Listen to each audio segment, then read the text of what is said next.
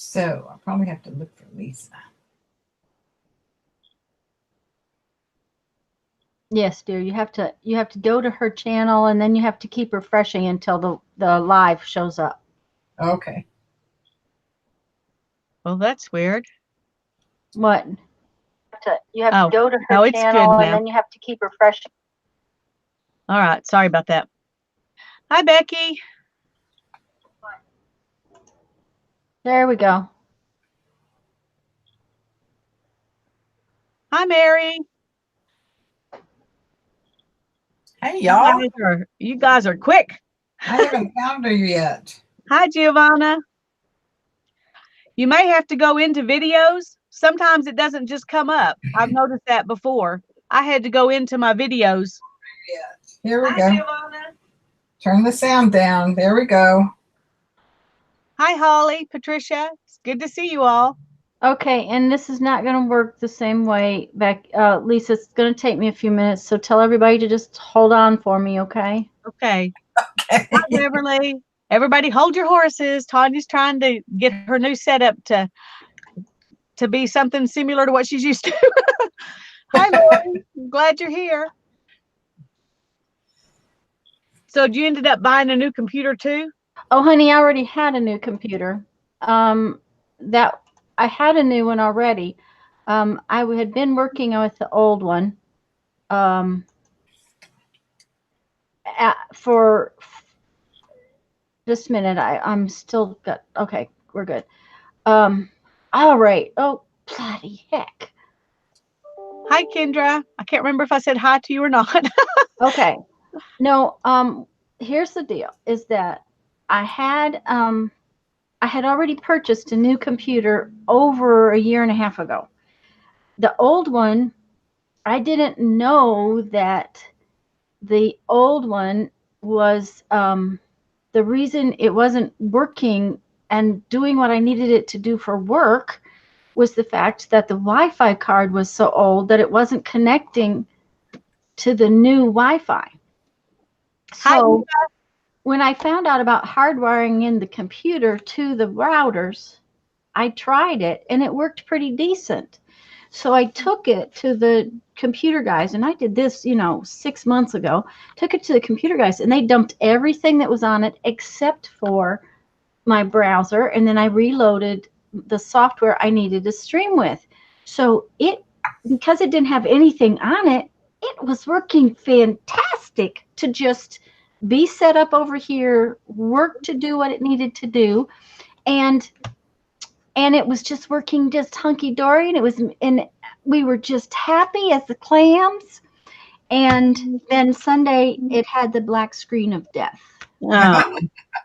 And the black screen of death, and I've had that before, and there's certain things you can do, and I did all those things very quickly, and then I did them later again.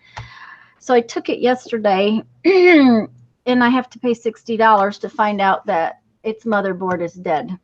Oh, goodness. So, hi, Susan. Hi, Janet. Hi, Laura. Glad you all are in. It's not worth fixing because he told me it'd be about $400 to fix it. And it is 12 plus years old. It's running on Windows 7. And Windows 7 is going to be extinct at the end of the year. Yeah, no reason to fix it. No, not for that. I can go buy a new one for $400. Yeah. Well, now, not like I bought. I mean, the one I work on is the one that I'm using today, cost considerably more than $400. But when you put as many photographs in mine as I use for work, it takes a lot of guts. So right.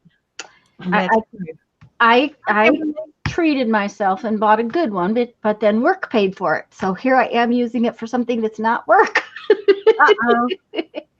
So anyways, hello everyone.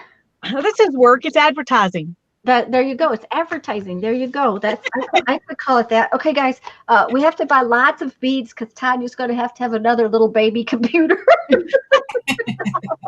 Because I can't keep moving them back and forth. The whole problem is that the brand new one it had the black screen of death just a little over a year past its, like 2 weeks past its year birthday.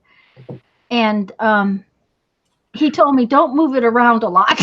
It's a laptop. Don't move it around a lot. So what's the point of a laptop that you can't move? Yeah, I know. But it is hard to move because, I have to string wires back and forth across tables. And it would also be easier to move if I didn't have a big, huge disaster in here. So, yeah. Kendra says that she had to buy a Wi-Fi adapter for her computer, and it worked great until Windows sent her a message that said they were not supporting Windows 7. And from there on, it went downhill. Yep. She has a new one now, too. Yeah, Kendra, that's what I'm going to have to do. The old one, the one I had been using, by hardwiring it to the router, it was fantastic. It was just as fast. I had just as fast a speed as the new one on Wi-Fi. But hi, Deborah.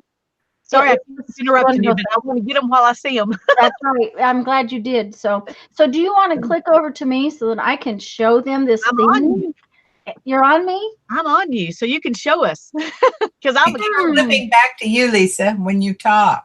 Oh, well, I thought I had it clicked on Tanya. It says it's clicked on Tanya. Oh, okay. Huh, because what I see is you. All right, just a minute. Let me okay. I'm just gonna watch on YouTube and not in the Hangout today. That way I'm sure I know what I'm looking at. Yeah, it's easier for me too when I'm not the one doing it. Yeah. Okay, Holly, it's not Holly says it's not moving on her end. Oh. And hello, Violet and Janet and Kendra and Giovanna and Susan and Kimberly and Holly and Deborah and whoever else is here that I missed. I made Lisa come on me because I wanted to show you this thing and tell the girls what it is. And if you can see this is a placemat. Oh my. From good old Walmart. I was in Walmart. I never go in. I try to avoid Walmart at all costs. But we had to have a dish drainer. And I looked down. It was $1.97. Oh my God. Oh, we're all going to be running to Walmart as soon as this is over. I guess. We have to split two so we can go to Walmart. They have another one that is plastic like this one, because this is plastic. Okay. Oh, that's good. They have another one that's round, and it had smaller holes. It's the first one I saw, and I thought, oh, that might be cool, but I think it might be a little dense. That it might not pick up as much or let you do as much. Now it's pretty thick, so as far as getting the picking up the paint, like probably have to use deli paper. If you use deli paper. But the other thing is that it's that plasticky stuff. So if you lay it down, push it down a little bit, pick it up, you're going to have this cool stuff on the back of it to lay on your other. That's true. Thing. So, but it'll work one way or the other. Oh yeah. It's gonna be gorgeous, and for $2. Yes, on the deli plate. That's what we're talking about, Violet. Oh, yes. Well, a deli plate. That was a given, but yeah. Yeah, I'm sorry. That was the whole intention for me is the jelly plate. Now you could easily stencil through it if you had a stiff stencil brush. Yeah. You know how you dab with a stencil brush, not the cushiony stuff. Not the cushiony stuff. I don't know that the cushiony stuff. Hi, Sherry. Glad you're here. Would work. Let's see. I just picked up my dauber. Oh, of course the dauber's not wet. It's been sitting there for 2 days. But it works. It works pretty good. Yeah. Yeehaw. Okay. Yeah. Sherry, this is a placemat that Tanya found at Walmart, and we're all going to go raid Walmart when we get through here and get it. For $1. We haven't done anything else. For $1.97. Yeah. Mm-hmm. I mean, when do you find a big stencil like that for $1.97? Yeah, I was gonna say, and not only that, this one kind of folds up and goes out of the way when you're, I was just like, oh, I have to have this. And I said, I put it in the cart. Jeff started looking at me, and then he goes, "Oh, that's not for the camper, is it?" I'm like, "No, No, not for the camper. Of course no, not. not for the camper." So, okay, Lisa, I'm done. Hi, Sherry, and hi, I'll Becky. grab you one, Holly. I'll get you one and send it to you. Okay, sorry. I just had to answer her question real quick so she can relax. Yeah, Holly, where do you live that I know you said that you were a cave woman and you lived without things, but where do you live that you don't have Walmart? Yeah. Well, because when we lived in South Dakota, when we first moved there, the closest Walmart was an hour and a half away. So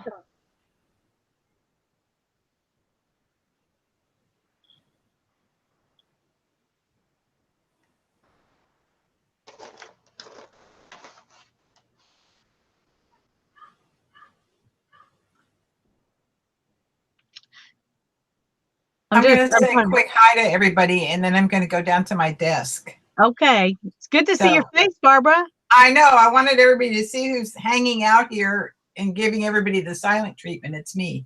But I don't want to talk over you guys when you're talking, because then I can't hear what anybody's saying. It's my first time doing this. Get a chainsaw when we're done here, not a mat. Yeah, okay. I'm cheaper. I just want a mat. I don't need a chainsaw. If I can figure out a way to, I'm trying to think of how we would mail this where it would, I guess it would fold up into a box. Okay. I think you could just put it into a bubble envelope. Yeah. Well, that's what I was thinking, because sending one to Sherry, she lives in Canada, it would cost a lot if we put it in a box, but a bubble envelope might not be very expensive. Yeah, now it might get creased a little bit, Lisa, but I think if you then laid it out flat and it got warm, lay it out in the sun and it would undo. I don't even think it needs a bubble envelope. I think just an envelope would be okay, and then lay it out. A Tyvek envelope that would protect it, Yeah. But it wouldn't weigh as much, maybe. But then, see, when it creases, you could just lay it back out in the sun, and I think it'd be all right. Okay, I'm going to write this down. Holly and Sherry and Violet. Violet, it'd be, I think it'd be kind of, you could put it in a roll. I don't know what they cost, what a tube costs to mail. Well, I sent Mary's first spindle in a tube. Uh-huh. And it cost me $5 to mail that piece of the tube that would hold that spindle, which would probably be about the same amount of tube that it would hold this. But it also cost $6 to buy the tube. So right. Well, I think you could put this into, you could put a couple of paper, if you use paper towels. I don't use enough paper towels, but paper towel tubes. Yeah. Mm-hmm. You might put a double layer of paper towel tubes together, if that makes sense. Yeah. I saw a lady the other day take something in that she had put in, made a triangle box. Yes. Yes. That would probably work. And frankly, the triangle box would work better because it's sturdier. When I used to buy certain companies worth of glass, they would come in triangle boxes, and they put them in triangle boxes instead of tubes because the triangle box is harder to smash. Okay, well, I'll work on that. So if I find them here, now it'd be just my luck they don't have them at my Walmart. But well, and my Walmart only had that one, but I didn't go to the other Walmart either. So I'll go look this afternoon, see what I can find. Okay, we've lost Barbara, I think. No, no, we haven't. I see her. Here. I see her. She's hands now, just like the rest of us. I'm just hands. Oh, did you see what Becky's just posted? Oh. Yes. Oh, Rose. oh. And Holly says she can get herself one. Okay. Well, if they still have them, of course, I don't even know if they'll have them now, but Mary says I would use paper towel tubes and flatten them out, but I think the placemat wrapped around it wouldn't crease. If you put them around that and then put them in something flatter. Mm-hmm. That would probably help. Yeah. Yeah, but we need to keep Rose and her family in our prayers. So. Absolutely. Okay, you can take it off of me now. Hard to lose Actually, I love those papers, Tanya. They are gorgeous. Keep showing those gorgeous papers. Okay, well, here's the deal. This one, I coated this one with my Mod Podge, 1-layer Mod Podge on it, because that one is going to be my binding. Okay. That's what I'm going to fold for my binding, and these are what I'm going to cut to put in as pages. Cool. That is my plan for today. Beautiful. So, are you going to make a 8 spine or a 4 spine? 8.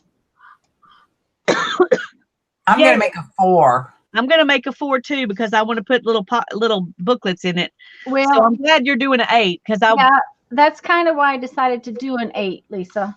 Okay. Was because I wanted to do one that that you weren't doing.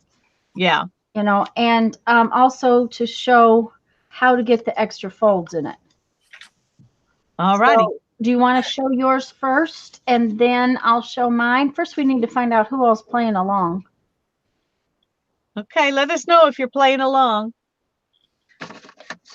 so we can write it down, because we do need to do this step by step. Becky said Hobby Lobby sometimes has cool plastic placemats.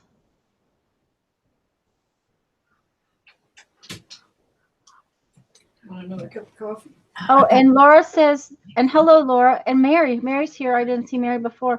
Laura says that Dollar General, not Dollar Tree, but Dollar General sometimes has plastics placemats. Cool. Okay, Becky and Beverly are playing along. Are you writing it down, Lisa? I'm writing it down. Okay. Oh, God. We're going to look at your pretty paper while I do this, because mine's not so pretty. I just got handed this gorgeous piece of coffee cake. Oh, Oh let's my gosh, look at that. Oh my I God. want to see that. I'll be quietly chewing. I guess Becky and Beverly are the only ones who are. Oh, Patricia. There's Patricia. Ooh, that looks yummy. Okay, does it taste good? I'm trying it. All right, we're listening. And Oh what my are you? God. What are you going to use, Barbara, as your spine? I haven't decided yet. I've got this envelope and paper bag, and I've got this paper bag, and I've already tried this little experiment with piece of deli paper, this one, and then I tried it with my paint off paper, my brayer paper, which is an atlas, and I found that too thick. And so I was thinking that the maybe these are all 4s, maybe for a 4, the double-sided the double-sided scrapbook paper would be okay, but I would think the double-sided scrapbook paper would be too thick. And then the deli paper is a little too thin, but it was certainly easy to fold and a lot easier to make a little bit tidier. All right. Well, but then I used this paper bag, those nice that you get places, and I thought that was a really good weight. So I think what I'm going to use, I'm going to use the black and white one just because I want to see how it comes out. Okay, cool. Well, Mary and Laura are going to play along with us too. Laura's been practicing. She's going to make 2 4s and glue them together to make 8. I think that's a great idea. Oh, there's you go. Mm-hmm. And Janet's already made a couple. Yeah, of course. Janet always works ahead. She's like that. She's a straight A student here. She gets bonus points. Yeah. Uh-huh. Product tester. Uh-huh. Yeah, there you go. Product tester. I got you, Mary. I just didn't want to talk over Tanya.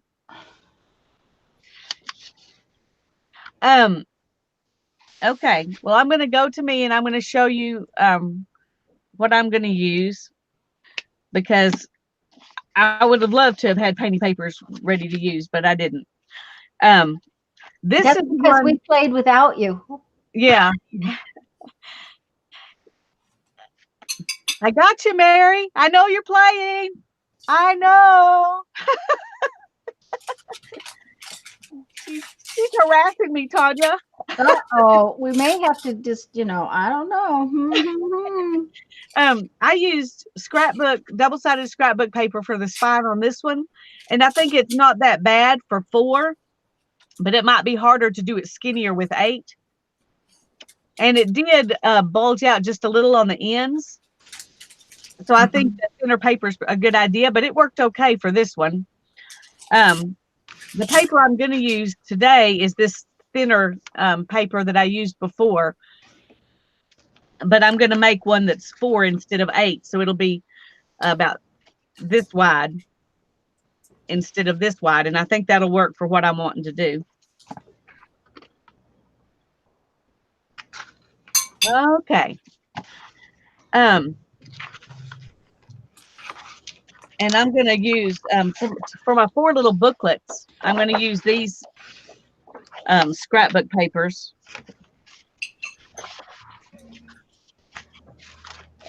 And I've got 6 of them. So that way I can make it whatever size I want. And it will. So that's what I'm going to use for that. And then I've got some onion skin paper in this box that I'm going to use for my pages inside my little booklets. That way it'll be really thin. Okay, I see what you're doing. And no, it does not have to be double-sided, Becky. Where did I put those? Let me show you. The difference between double-sided and not double-sided is this. If it's double-sided, you have this on the outside, and then you have something pretty on the inside. If it's not double-sided, you have something pretty on the outside, and you have white on the inside. So it's really not a big deal. You just do whatever you want. Well, hi, Curly T. You're brand new to me. We're glad you're here. And the videos I watched, the people talked about thinner paper working better. The cardstock worked really well for this. Really? For this 4 spine one, but the paper bags that you were talking about, Barbara, one of the ladies I watched, that's what she thought was that worked best for her, was those paper bags. So she said not heavy bag, but just the regular ones. Lisa, I will be right back. Here, you guys. Something sturdy for the spine. The thing is, Patricia, it kind of makes a sturdy spine. Yeah, it sticks itself together. See, that's not glued or anything. It's just folded together, and so it each page supports the next one. So it doesn't have to be real sturdy, but deli paper would be, I think, too light. Yeah, it's a little wussy. A little wussy.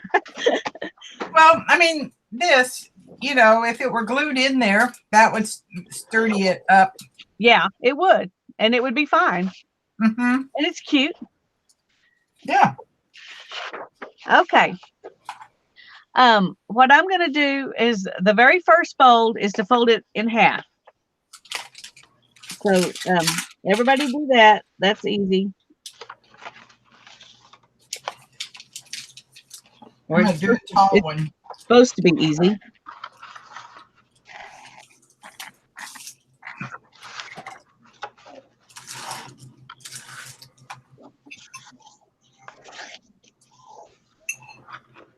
It's called a blizzard holly because the lady who developed it when she was stuck home from work during a blizzard.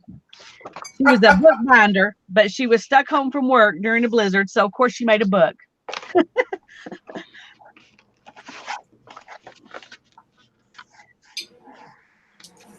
And once you've got it in half, then you're going to fold each half to the middle. If you want, I think this is what I did wrong before. I didn't leave any space. I butted it right up against the middle, and you need to leave just a tiny, tiny little bit of space.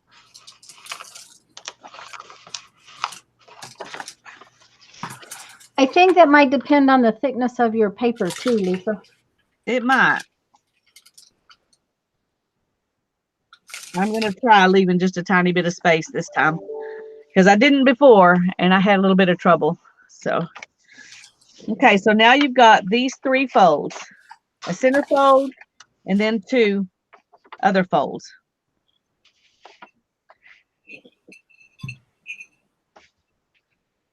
Once you've got that, then the next step is to make it to add a fold in between each one of these. So instead of four pieces here, let me put it this way. Instead of 4, you're going to have 8. And this is for the 8 fold. I mean, this is for the one with a 4-part spine. If you want an 8-part spine, you're going to end up with 16 folds. Or 16 folds.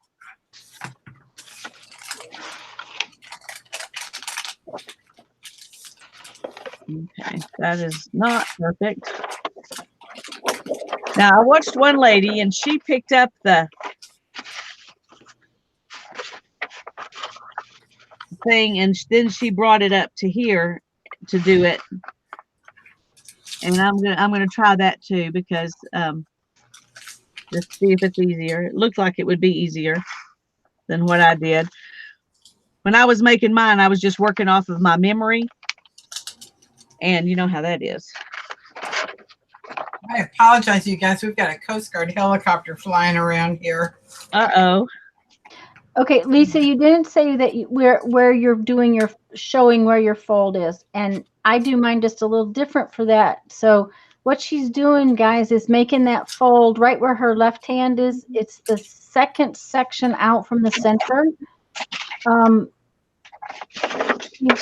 she's getting every piece that she already folded in half to kind of show where you're at again, Lisa, because it's not real clear. I've got this one half of the paper is now folded into 4 sections. Yeah. And now we're going to do the other half. And I'm just taking this piece this piece right here. Okay, hold on just a minute, Maribeth. The size of your paper. If you just grab a piece of paper, you can do this with any size paper. Your pages will be just different sizes. Lisa, what size is your paper? My paper is 12 by 18. 12 by 18. But but like you said, you can use any size paper you want. Right. If you just grab up a piece of scrapbook paper, 12 by 12, and get it folded in the 8 pieces, then you will be able to make something out of that. This is done with 12 by 12 scrapbook paper folded into 8 pieces to make a 4-part spine. And this is what I'm duplicating, but I'm using this bigger paper because I want I want these parts to go in a little further. Mm-hmm. At least that's my plan. My paper is a paper bag that measures, when I cut off a little hunk of it, it measures 8 1/4 by 11, and I'm doing it tall, like. I was gonna say, can you switch over to each of us, Becky, and let Barb show her while she is explaining. Okay, Barb, it's on you now. Okay. I'm just using a piece of a paper bag, and it measures 8 1/4. So it's just what it is. I just took a half of the paper bag, and it is what it is. And I'm just making a 4-fold one, and I'm doing it tall. like this one. This was a paper bag also. Cool. So I'm doing it like to hold, it'll hold a, well, what do you call it? A little traveler's notebook kind of thing. Right. I wonder if it would hold envelopes. Probably. I mean, you know, they fold down quite a bit from this. So Yeah. Okay, it Lisa. might actually, it might be just right for envelopes. Lisa, Yes. if you had those, this particular piece that I've got would almost hold a regular, the one I'm folding right now would almost hold one of the regular, like a stationary envelope. It won't hold a 10 by 10, but it'll hold a 4 by 10, but it'll hold a standard stationary envelope because it's 6 3/4 inches. Yeah. That's fun to have, you know, that as an option too. Yeah. And just so that you can see, it's Mary Beth. Mary Beth just joined us. I think she's new here, and please welcome, dear. This is a piece of legal size copy paper. That's all I'm using today. Okay, you can go back. Okay. No, I'm gonna cough a minute. You keep talking and work on yours. Okay. Well, and Mary Beth was asking about our streams and stuff. So, Lisa, when you get a chance, just type into the chat so that they can follow if they want to. Because Mary Beth, what we have been doing is, I'll turn this over where it's more fun to look at. Well, they're on my channel already, so. Oh, okay. Yes, we're on Lisa's channel already. On my channel, the next part of this will be on my channel. So we do these hangouts every month, and we've been doing little books every month. And this one's called a Blizzard book, and it's designed where the pages can actually come out. In a few minutes, Lisa will show you, when she goes back to herself, she'll show you she'll give you an example. But while Lisa's coughing until she's ready, I'm doing a 16 fold, but I have to do the first 8 folds just like Lisa. Now Lisa had this fold and this fold, and what she did was she folded this back on itself like so to get her fold in. Well, instead of that, I just take it to one of my other folds like so, and in a minute you'll understand why that is so important. And go up like that and then fold that spot. Okay, so Lisa, you can go back and finish what you were doing now. When you get all your folds in, I'll show them how to get the extra folds in. Okay. And I did my other ones the way Tanya's doing hers, but I had them a little wonky, and so I decided to try this other way that I saw a lady do. So that's why I showed you the peak fold thing. But that's what I'm doing, is the peak fold. Yeah. But you can see here, it didn't fold up perfectly. Because you can see the edges here. So either I didn't do it right, or it does make a difference. But anyway, when you get to this place, then you're going to, and I'm just going to make my pages however big this, well, I need to decide that, because if this, first let me show you a couple that I've done for those of you who came in late. It's like this. You're going to you can take your pages in and out like that. And this is what we're going to end up with. This one I did it, and I'm put little booklets in it. And that's what I'm making today, is another one like that. But the spine is folded the same way for all of them.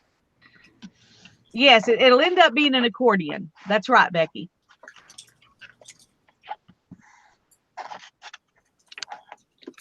Well, mine is not very neat.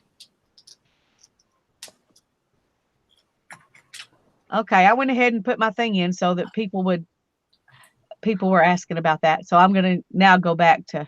Okay, so now do you want me to show the 16 folds?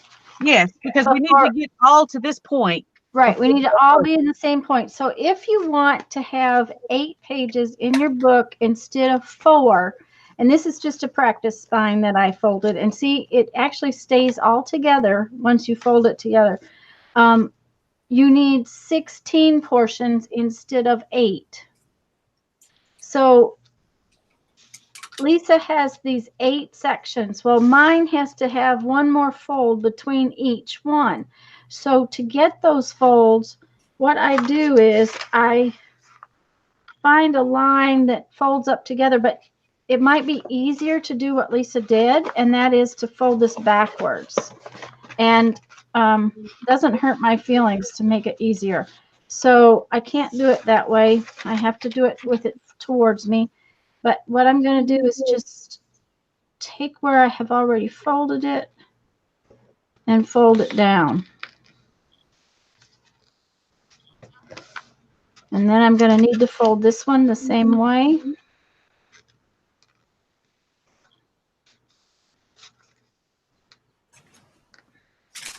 Thanks for putting in those links, Holly.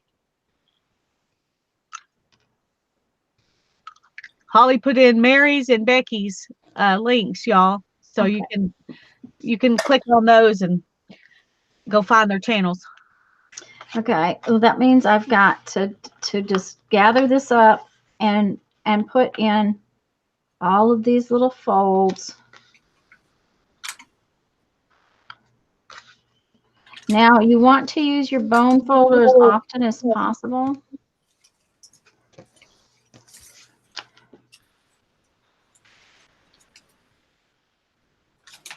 But the nice thing is that I put a layer of Mod Podge over the top of this painty paper, so it is creasing up beautifully. I'm really pleased with how it's going.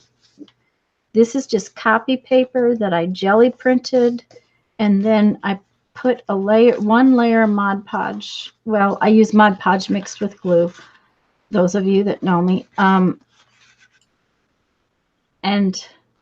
it's already over the top of that. So, and you really have to be careful to keep this lined up and happy.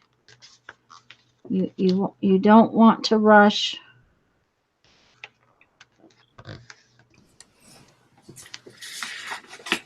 At all.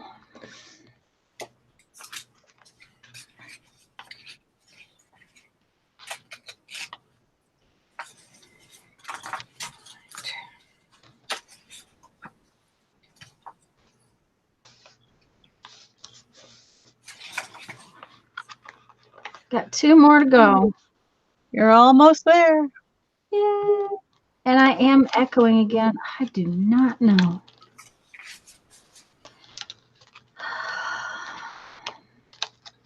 Well, since I have to sort out all of the software and figure out new stuff anyways, I might as well see if I can figure out a new microphone.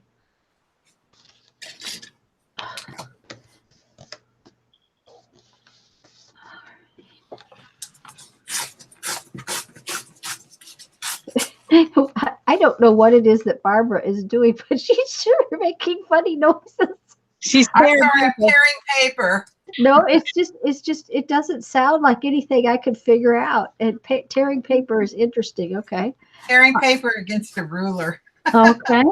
So now I've got my lovely little fan. Yay. Yay.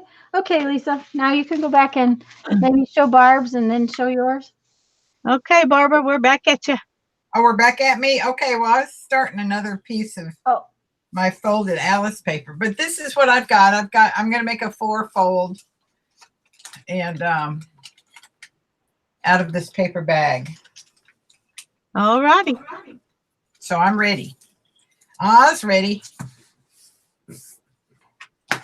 And I didn't see Journey come in earlier. Hello, Journey. And if we've missed anybody else, hi, Christy. If we've missed anybody and not said hello, hello, please understand that we just missed it. Sorry.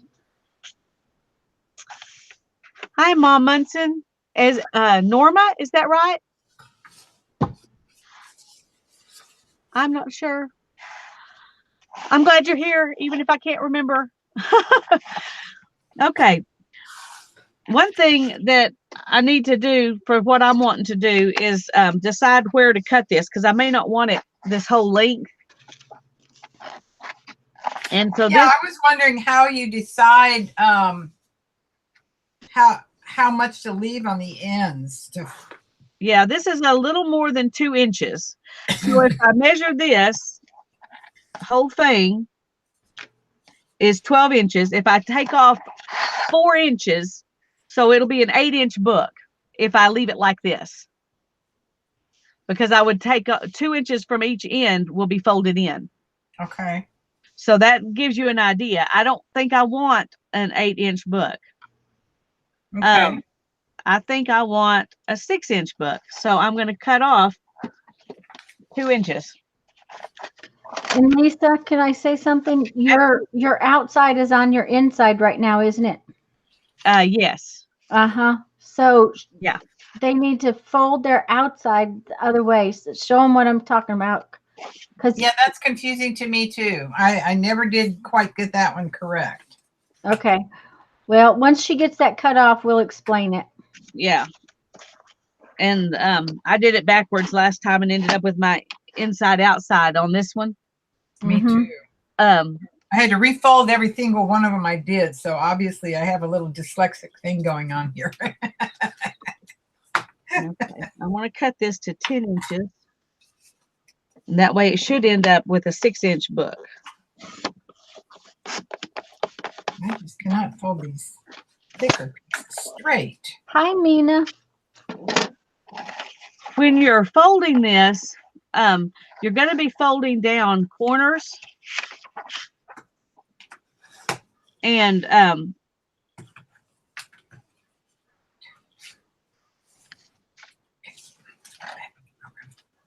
you're going to just keep doing that. Now, you can decide, even after you've done all this folding, you can decide to switch it around if you get it backwards. But Lisa, it'll be better if you turn your fan the other direction right now before you start doing all that, so that they understand.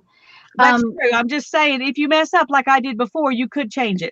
Right. And it's because yours is messed up right now. Right. So but yeah.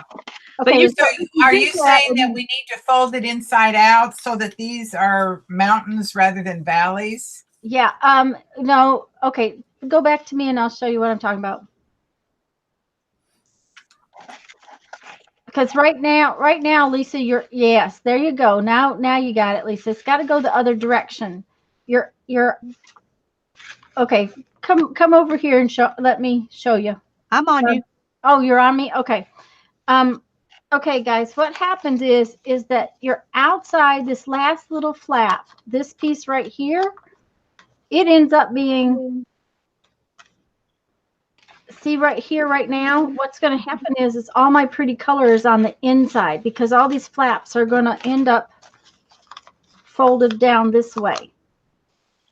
And this is the outside. So when you have your outside piece, what it needs to be folded the other direction. The other direction completely. Completely. You need to just make your fan so that when you pick it up and you start folding the little pointy pieces, you're folding them towards the inside. Because right now, this is the outside. Am I making sense, Lisa? Yeah, I knew what you were saying. I was just trying to show them that if you messed up and you made all those folds, you could still fix it. Yeah, you can still fix it. Okay, so you do it that way, and then you can show them how to fix it, and I'll do it this way so I don't have to fix it. Oh, I'm going to change it. I'm following you. Okay. The biggest thing is that what she's saying is that all the folds can be refolded, just like I'm refolding this fan. And therefore it can be fixed. You know, you're not wasting it if you folded it backwards. Right. Right. That's my point. Okay. Now show them how to do the other part. Okay, we're going to do it the right way, but if you mess up, you can change it. So Lisa, you're still doing it with the good part or the right side on the inside. No, here's the. This God, is see, the I got outside. mine backwards again. I just refolded it, but now it's not the same way as yours is. Now I've got my mountains and my valleys this way. You want your. You want to be folding towards the white from the outside in towards the white, right, Tanya? Yes. Mm-hmm. When you start folding these points at the top and bottom, you need to be folding. Okay, but Lisa, are you on yourself? You're not on you. Okay, towards the white. Sorry, I'm not on me. Sorry about that. So you and you can fold these whichever way you want. I'm just going to fold them all the same direction, so maybe I can line them up more evenly. Okay, that's kind of how I do it. Is I fold them all one direction. Just a second. Laura's asking me a question. How do you get colored points? Folding it your way.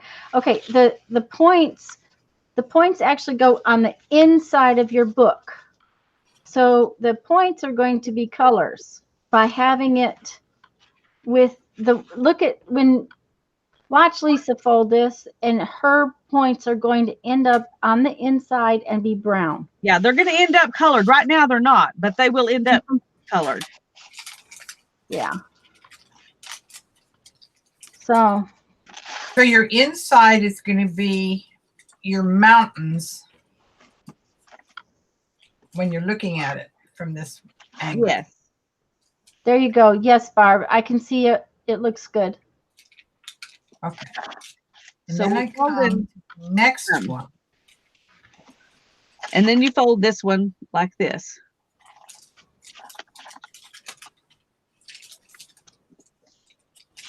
So you've got a book that looks like this. This is your outside of your book. When you get that done. And you see how the spine kind of holds together? And it'll hold together even better when we get it fixed. So get to this place. Get to this place. And then you'll. Oh, now I'm echoing. Get to this place and then we'll fix it from this point. I swear to God, I'm still doing it wrong.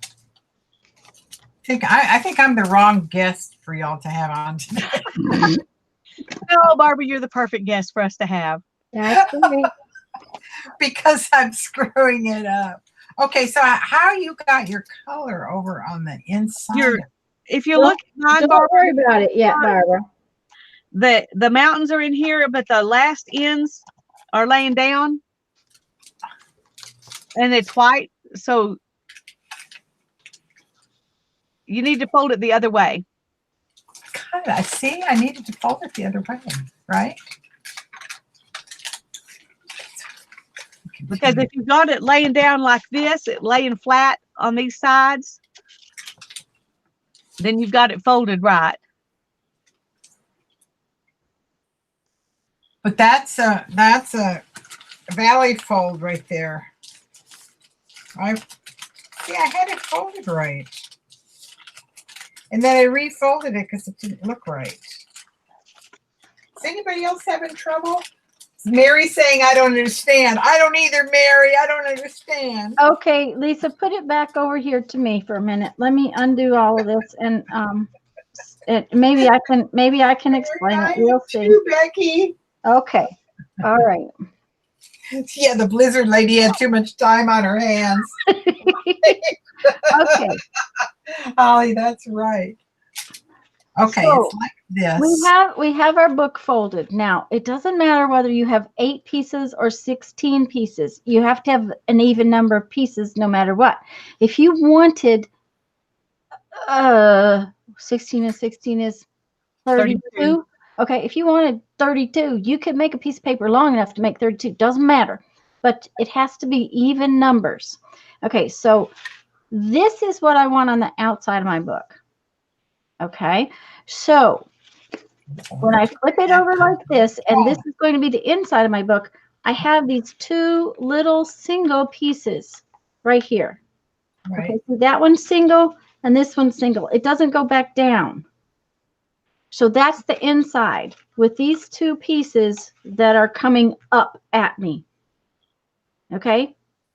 Okay. If it's folded like this, so these two pieces are coming up at me all by themselves. This will be the inside, and the other thing over here will be the outside. Okay. So then we take our little thing and we squash it. And we open this up like so. And we have one little half here and one little half here. Lisa's are bigger halves because she's only doing 4. You take this corner and you fold it. What is that called? That's a, well, it turns into a triangle right there, guys. Okay. It's not an equilateral triangle. It's a right angle triangle. You fold it and you make sure that this is a nice, pretty point right there, and that this is coming nice and square right there. And then you take this, but when you lift this up to get this piece, don't try to fold more than one mountain at a time, just one. Okay? So then I fold this little piece. And I'm really careful to line it up. Get a nice pretty point right there. And that's why if you get a paper that's a little too heavy, it doesn't work real well. You want nice little points. Okay? Now, then you turn the page and then you end up with the next little mountain right here. Now, what Lisa did was open this like this, right, Lisa? And then fold this one in and this one in. I did that way the other time. This time I just folded them all the same direction. Well, see, and that's what it doesn't really matter. Yeah, it doesn't really matter. And what I usually do, because it just is easier for me, is I just fold one at a time. So I'm going to go back in here and I'm going to fold that, and I'm going to make a nice pretty point. And then I turn the second one is the mountain. So yes, it is double. The Yeah. first one is single. Yeah. All the rest of them will be double until you get to the other side. Right. And you noticed I did fold that one in. It doesn't really matter. I could have folded it out. Doesn't too much matter. But each one of these, this is double right here. See here? Okay. So then I flip it up and I'm going to fold it. Okay. And I'm going to do that all the way across my little book. Now, Lisa folded both ends at the same time. I just usually fold one at a time just because I got hold of this end. I'm lazy. Okay. That's just the way I do it. Okay. Now, okay. We're glad you're here. We're giving everybody headaches. yeah. I knew we would, but that's beside the point. Okay. We do this intentionally. We intentionally give you headaches. Yes, start at the single end and Yep. fold it in, and then do the mountains, and then the other single end. That's right, Holly. Okay, and each mountain is folded in until you get to the last one. Now be careful, don't pick up that last single until you get here. The mountain is what's sticking up. Each of these is a mountain. Right. All right, now then once you get that end folded, if you haven't done it both at the same time the way Lisa has done it, you need to turn this around and do the exact same thing on the other end. And so each time you pick up something, you're picking up the mountain, except at the very beginning and the very end. And I had already started folding this. Okay. Okay, so, okay, Lisa, do you guys get it now? Have we unconfused you? Unconfused, that's right. Real good English, Tanya. Real good English. Well, we're going to let you get finished so they can see that in the end yours looks just like mine, except Okay. it's skinnier. Yeah, It has more pages.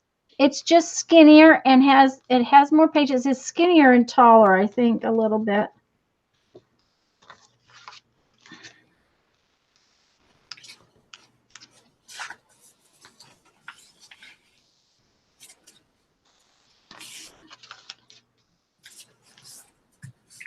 Now, if you're not careful with your point at the top, you will have a little issue in it because that is where things can go wrong. Okay, so once you get it all done, oh, is it going to behave itself? Yeah. It looks like this. Okay, see, that's the back of the spine. I've got two little single flaps right here, and the rest are all doubled because they're mountains, okay? And right now, it's got little points on the ends. Lisa's going to show you what to do with that next because it ends up flat. Okay, but see, the whole point of this is that this is already attached together. It's already sort of folded together. But you have these two little single pieces, and then everybody else is folded. Okay, Lisa. Yes, Holly, that was a good explanation. Turn the corners inward in the middle like a paper airplane. Yes, very good. That's it. Yes, basically we just folded a paper airplane. And now, those of you who are playing along, I need to know if you've gotten to this point, because I don't want to do anything till everybody's at this point, because you're going to get mad at me. And I want everybody to get mad at once. Mary was stuck a little bit ago. How's she doing? How are you doing, Mary?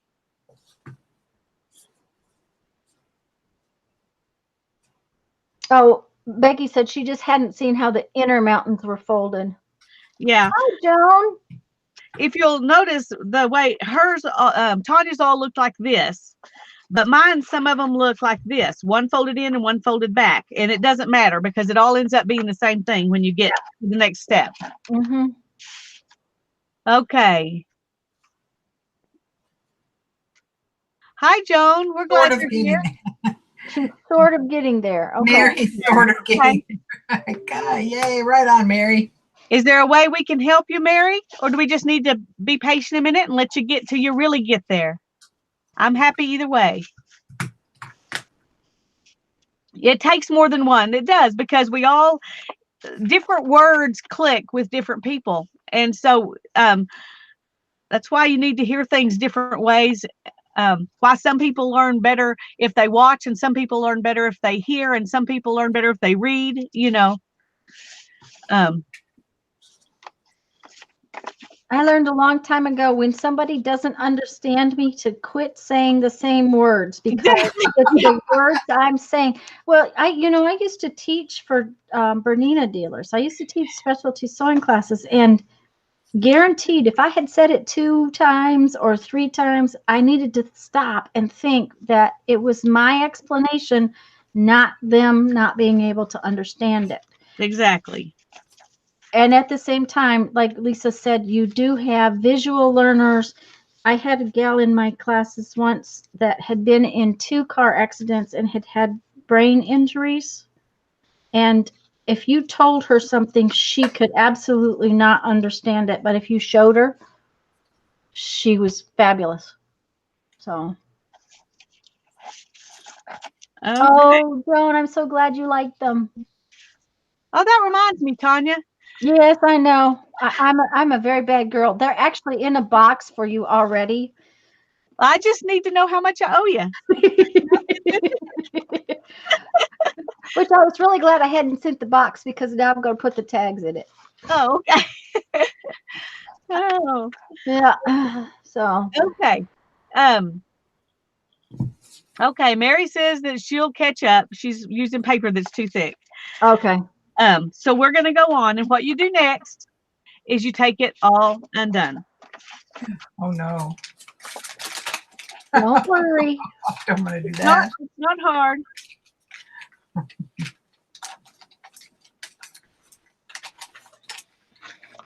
Once you've gotten to this point, then you're going to take these mountains and you're going to make them valleys at each end.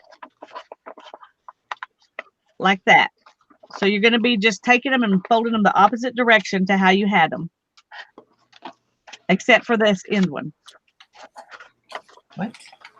Just the little tippets at the end.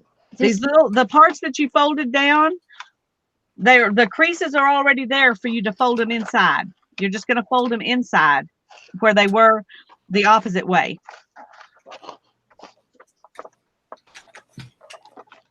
I know, Holly. I'm sorry.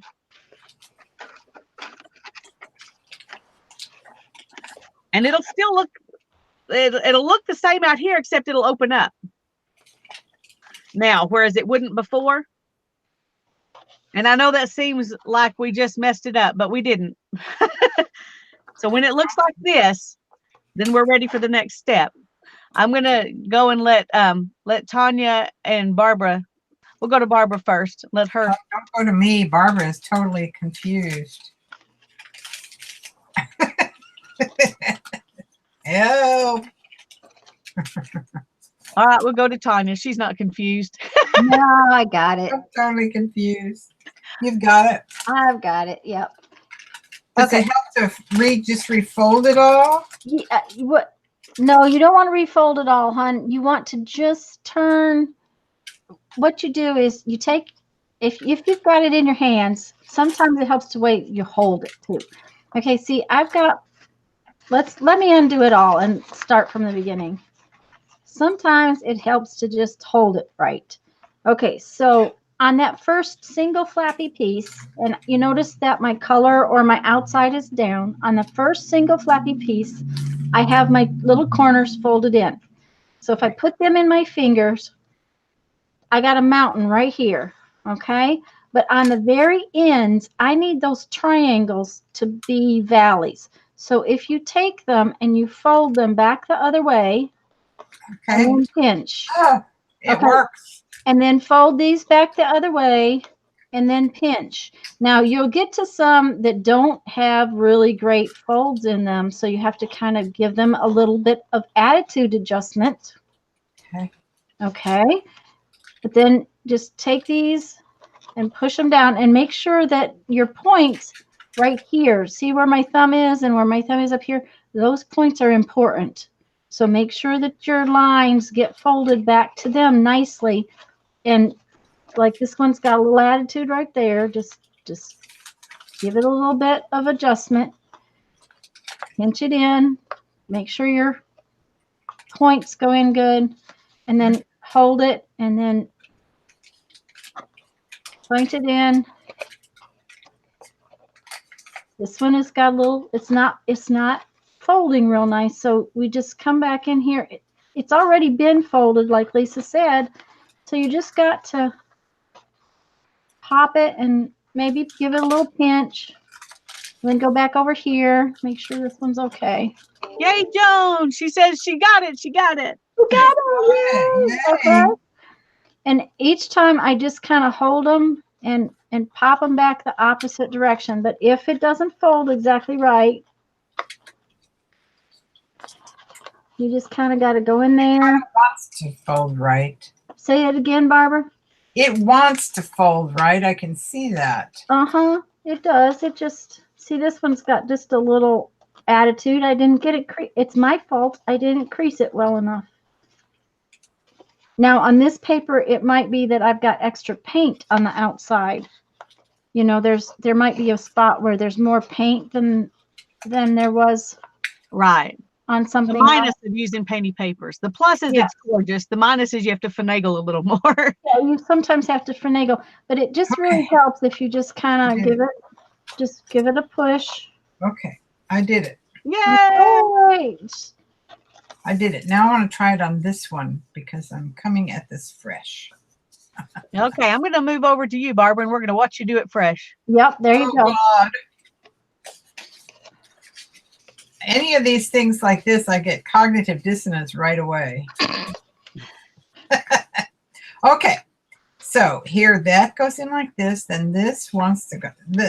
The weakness of my thinner paper is that the folds don't hold as well. So this is This is a piece of my atlas paper that I, use for brayering, and on my jelly press, with my jelly press. So these folds, it's heavier paper, and so it's easier to do this on this one. These want to go because I scored them good, or I, rubbed them good with my. So these are just flopping right into place. Well, another reason that is too, Barbara, is that paper all has grain. And right. Those bags are made of a kind of paper that probably has a different kind of fiber in it than the Atlas. Yes, the bag. Yeah, the bags is like deli paper almost. Right, and so different papers are going to fold completely different. And the fibers in them, it's just like Lisa with the yarn, and different fibers pull out and spin different. Yeah. Paper fibers are different. Yeah. And even though both of those papers come from a tree and are probably pine trees to start with, they're different. Well, they got there finally. That was good. Mary's got it too. So we're Mary got it. Yay, Mary. All right. So are we ready to move on? Yeah, I am. Laura, Patricia, Becky, Beverly, are y'all ready? Hi, Barb. Here we are, twinsies. You owe me a Coke. All righty. I'll put it in the box. All right. Yeah, it'll probably explode from the heat. Well, make it an iced tea. I don't drink Coke anymore, so. Okay, Deborah's ready. Patricia's ready. Mary said she was caught up. Beverly's ready. Becky's ready.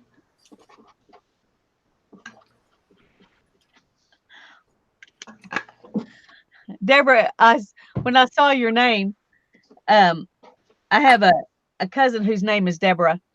And when she was a little girl, she came crying to me at a church event. And I said, "What's wrong?" And she showed me her name tag. And it said Debra. And I said, "What's wrong?" And she said, "That's not my name. My name is Deborah, Deborah." I didn't think she was old enough to know, but she was. So I said, "I'll fix you a new one." She goes, "No, tell that lady how to spell my name." I just made her a new tag. I didn't tell anybody anything. She was so offended. It was so cute. Boy, I'd be in trouble, because I'll tell you what, 90% of the world has spelt my name differently than it is for my entire life. So. Oh, yeah. Well, I think she probably could handle it now, but at about 5, she just learned how to spell her name, and it was very offensive. It was very offensive, yes. Uh-huh. Okay. I'm going to take it back here, and we're going to go to the next step. I think everybody said they were ready. So what you've got here is your little book that you want it to be folded up like this. And you want your opening to be on the right. So your spine is on the left. And you're going to lay it down like this. And then you're going to take this one peak and you're going to fold it down to the middle and crease it. And I'm going to go ahead, y'all don't have to, but I'm going to go ahead and do the top and the bottom both at the same time. And so you're going to crease them both like that. And you can see how we're going to make a square book out of it. At this point, you can already tell what we're going to do. And then you fold it over. And you do the same thing with this one. You take that peak and you fold it down. And you can see mine are already not working so great because I didn't do it perfectly when I did it. I also might want to make comment that to make sure that the point of your peak hits the that crease. That crease, yes. Yeah. And mine aren't perfect either, Lisa. They just never are going to be perfect. And then you just keep folding and doing the same thing.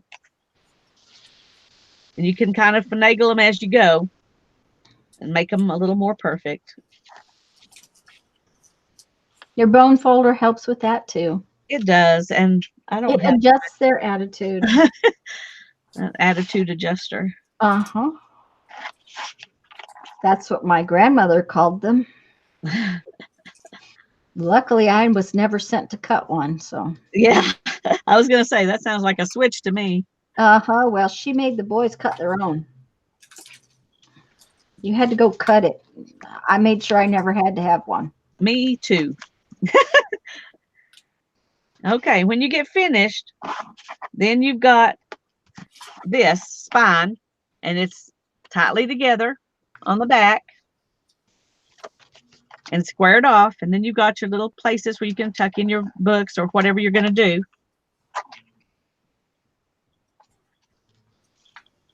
Like that. Okay, I'm going to take it over and let you watch Barbara work for a minute. Then we'll let Tanya work for a minute. Well, happy birthday, Barb. I didn't know it was your birthday. Happy birthday. Hi, Jerry. I'm glad you're here. Hello, Miss Jerry and Miss Allie. Hi, Kathy. Jerry. Yeah. Bunch of people popped in. I hope we didn't miss anybody. We probably did. We're bad about that. Hard as we try. We're focused too intently here. Yeah. Yeah. Another thing about this is that the ends of, if you have used a thin paper and you're doing 8-page book, the ends of your spine are fatter than the middle, just so you know. That's true. It's not as noticeable when you're doing 4, but when you do 8, it's pretty noticeable. Yeah, it's pretty noticeable.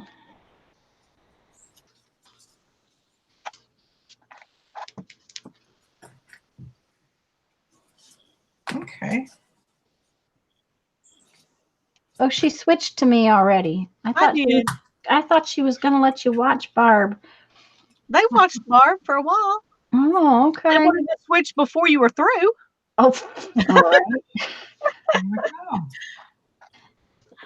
And there we I just found it easier for me to do one end and then do the other end. And that's just me. It's just, I don't know that it might work better to do both at the same time. But for me, it just worked this way. And since that's how I did it the first time, I figured maybe I better do it that way again. I don't think it matters. I think whatever makes you happy, that's what I think whatever makes it easiest for you to hold on to is the deal. Tanya, Mary says, go through the steps again. Okay, just give me a minute. Does she needs the steps just for this part? She just said, Tanya, go through the steps again. That's, Okay. All right. I'm doing it. Let me finish it, Mary, so that I can undo it, and then I'll show you. I want to get them creased before I let it go. Okay. It's working. Okay. All right. So. All right. Now, what we have, when we have it, after we've gotten all of the little,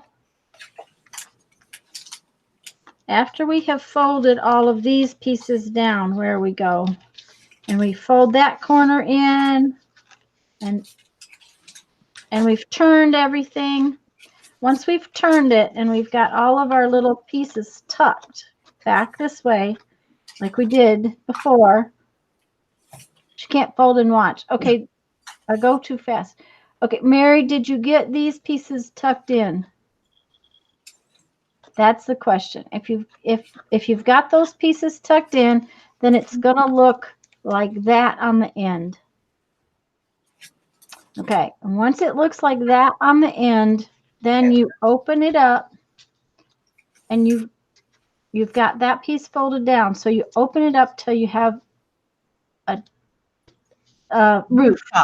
Yeah, thank you, a roof. Okay, well, that roof, and then each time you open one of your mountains, you have a roof. Well, we're going to take the first roof, just the first one, and we're going to fold it down where that point meets our fold line right here. Okay. Then we're going to open it like so and take the next hold of the next roof and fold it down. Now, Lisa does the bottom at the same time. I just did it all at one. I did all one side. So I've got that roof folded down. So I turn my page or my mountain and I get the next roof and I fold it down. And I just work through this one of these little flaps, which is 2 thicknesses at a time, and fold that roof down each time. Okay. And then once I get all those down on one end, and I get all the way to this end where I have that other little half flap, and I fold it down, and then I fold this page in, and then I switch it around and I do the other end the same way. Now,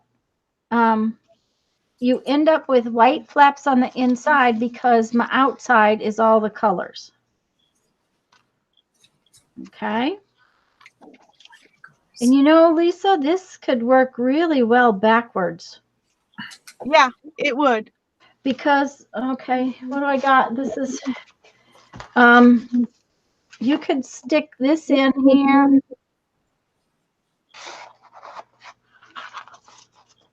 And it has got hold of the whole thing.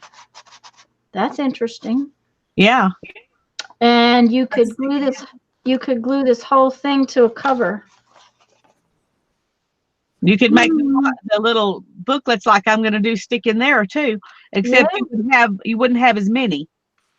No, you can put 6 little booklets in it this way, and could only put 1, 2, 3 in it this way. Right.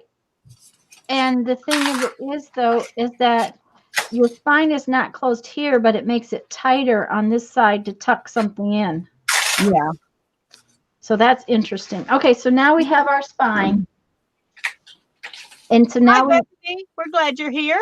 Hi, Bethany.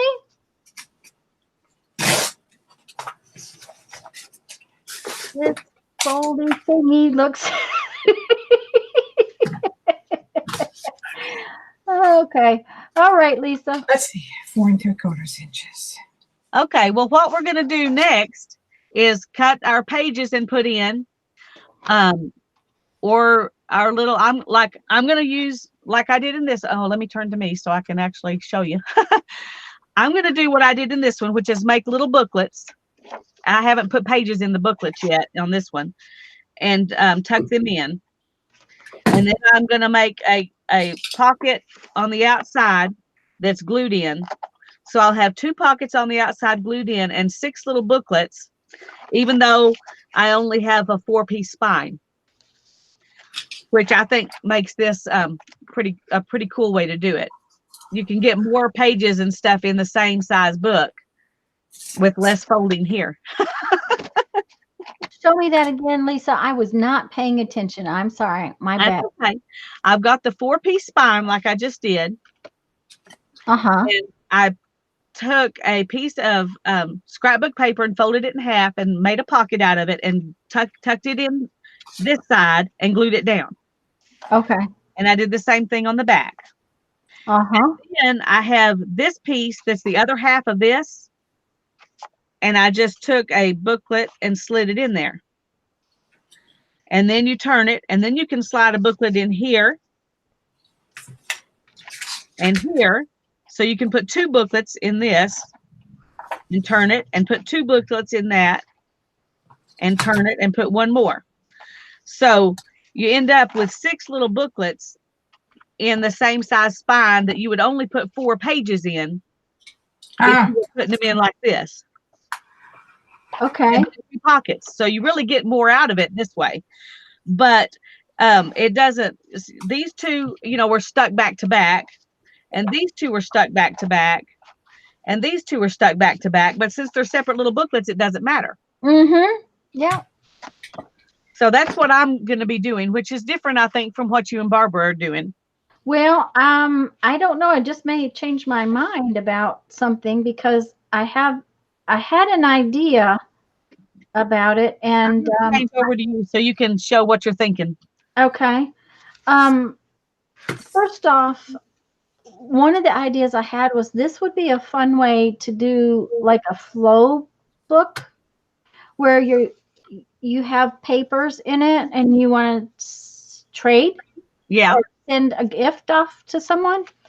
And so I was just going to put painty papers in it because then you can take them out to use them in your art, right? Right. And these painty papers will give me 2 half-size pages. Well, let's see, 2 pages that are like so, roughly. Okay, it doesn't quite fit. I'm gonna have to trim it down just a tiny little bit. So I was thinking I would just stick one in each spot, but I'm thinking that if I folded them and tucked them in the way you're tucking in your tucked it in your booklets, yeah, then I would also have decorative paper on every page that would open. Yeah, the problem is that your points are so small that I don't know if they would hold it in or not. That's right. And that may be that may be the issue. So we're going to just try it out and find out. All right. So go somewhere else while I cut paper. All right, we're going to see what Barbara's doing. She's already cutting paper and putting it in. I'm cutting papers to put in my little atlas book. So what size are your papers ending up being that go in there? That is they're 4 3/4 inches tall.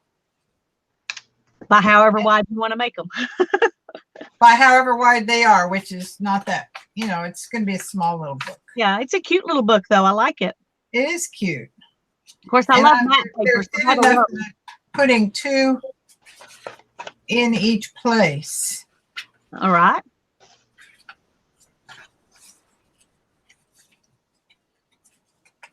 The other thing is, Lisa, this did not come out an exact measurement as far as the height of it went, because you cut yours off knowing your measurement, and I just used the piece of paper.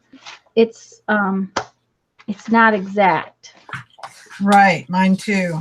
Yeah, well, I don't know how exact mine is going to be. I'm going to have to measure it before I cut my pages, but I kind of was giving myself an idea. See, mine actually, my pages are going to be a little less than 5.5 inches. Uh-huh. And that's what this is. This is just a hair under 6 3/4. Yeah. Too big. Okay. Okay. Tanya, I'm gonna let them watch you a little bit, and I'm gonna find what I did with my papers. Okay. Under here. Okay. Oh goodness. Yeah, they're not going to stay in there very well. Yeah. And that's one reason I made this one with deeper points. Mm-hmm. Was because I knew I was wanting to put them in like that, and so I wanted them to have the best chance of staying in. These stay in pretty good, but they're still, probably double the length of the points you have in yours, at least double. How did you make them deeper? By making the spine wider. I made the spine wider, yeah. Okay. Because the width of your spine is the depth of your points. Right. Okay. And I'm being really bad. I haven't even looked at chat in a few minutes. Okay, Joan says, if you make the spine wider, would this make bigger tabs? Yes, that's exactly right, Joan. Mm-hmm. I can show you right here 3 examples. Let me move it over here. Okay, this one is a 1-inch wide spine here, and the tips are 1 inch, and they're messy, you can see, but that's how long they are. This one is 1.5 inches, and this is how long those tabs are. This one is about 2 inches, and you can see the difference. So the wider you make your spine, the bigger your tabs are.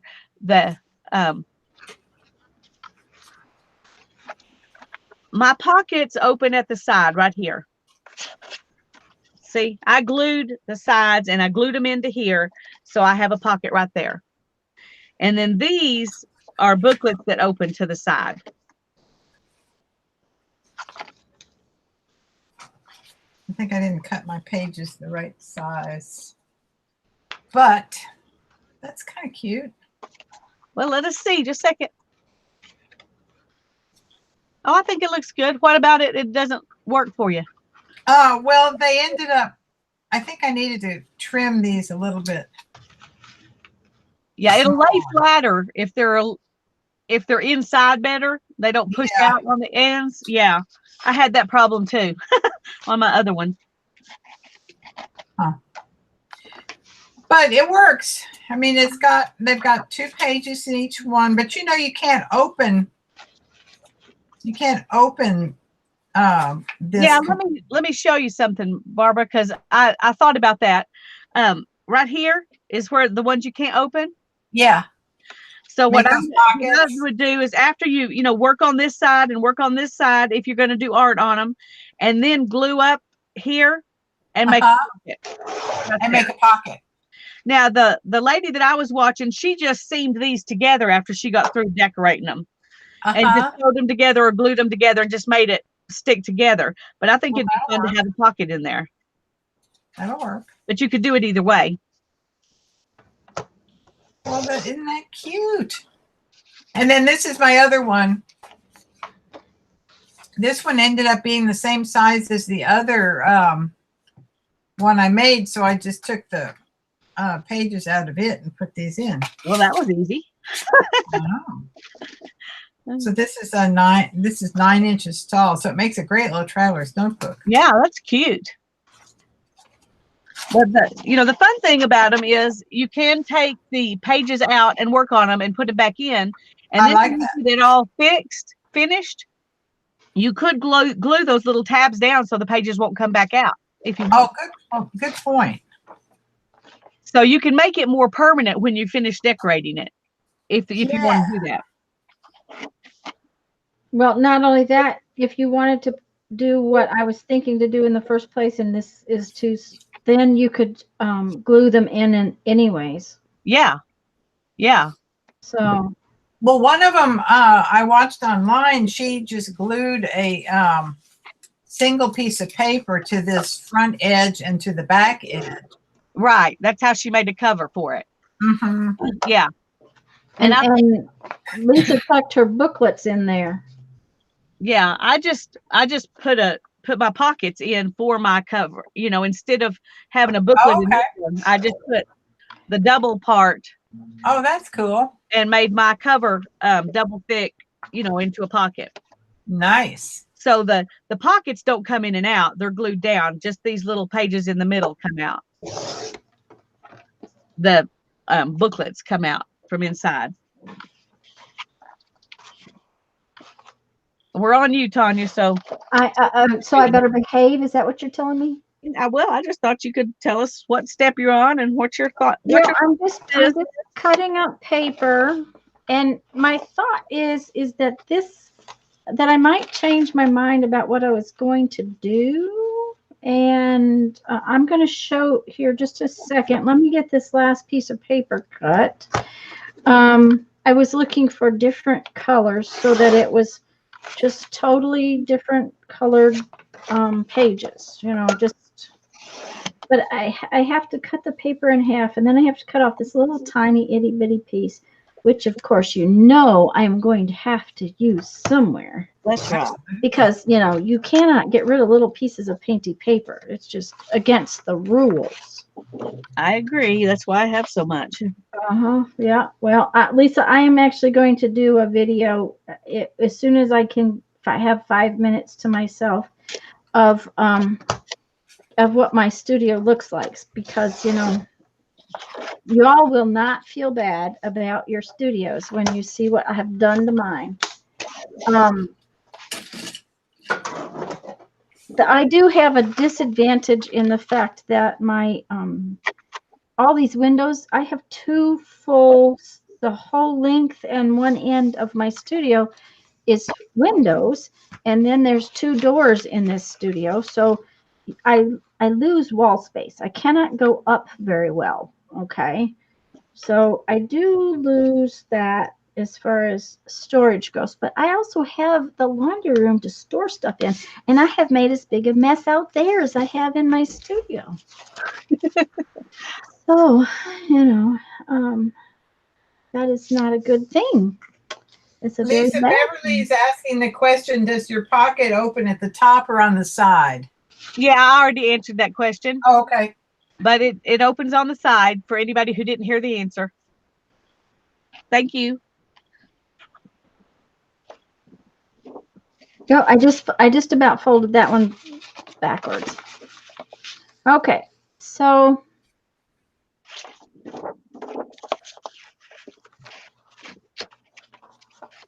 let's put some in. Okay, so the way this book is supposedly supposed to work, the way that the videos have shown, is that you take your piece of paper once you have it, and you fold these little tabs in, and you turn the page, and you put another one in.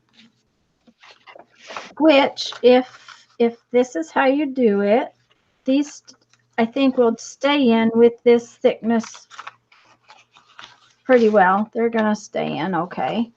And that is what I would think would be fun to just like swap, because then you could take it and take out these pages. For the spine itself would hold your pages. It'd be a fun little book, right? Yeah. Yeah, I agree. A flow journal is what they call that, isn't it? Yes, or flowish journal. Flowish journal. Yeah. Flowish journal? Yeah, because it's a take on the flow book. Right. Oh, okay. Which means that you can take pieces out of it to play with. That's my understanding of what it means. Yeah. So if I was to finish it the way that it was designed,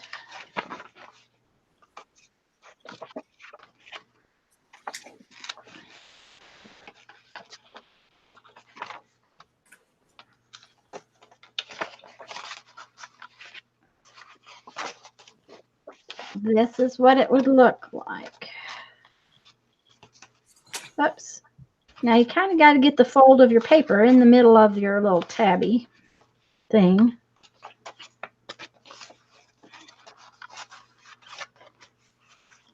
This would be a great way to just store your painted paper until you're ready to use it. Uh-huh. It would be. You could make a much bigger spine, and then just I would be able to just tuck these in. Exactly. Mm-hmm. This ended up like being like 8.5 by 11. Your bag did? Oh, the bag ended up being 9 inches tall.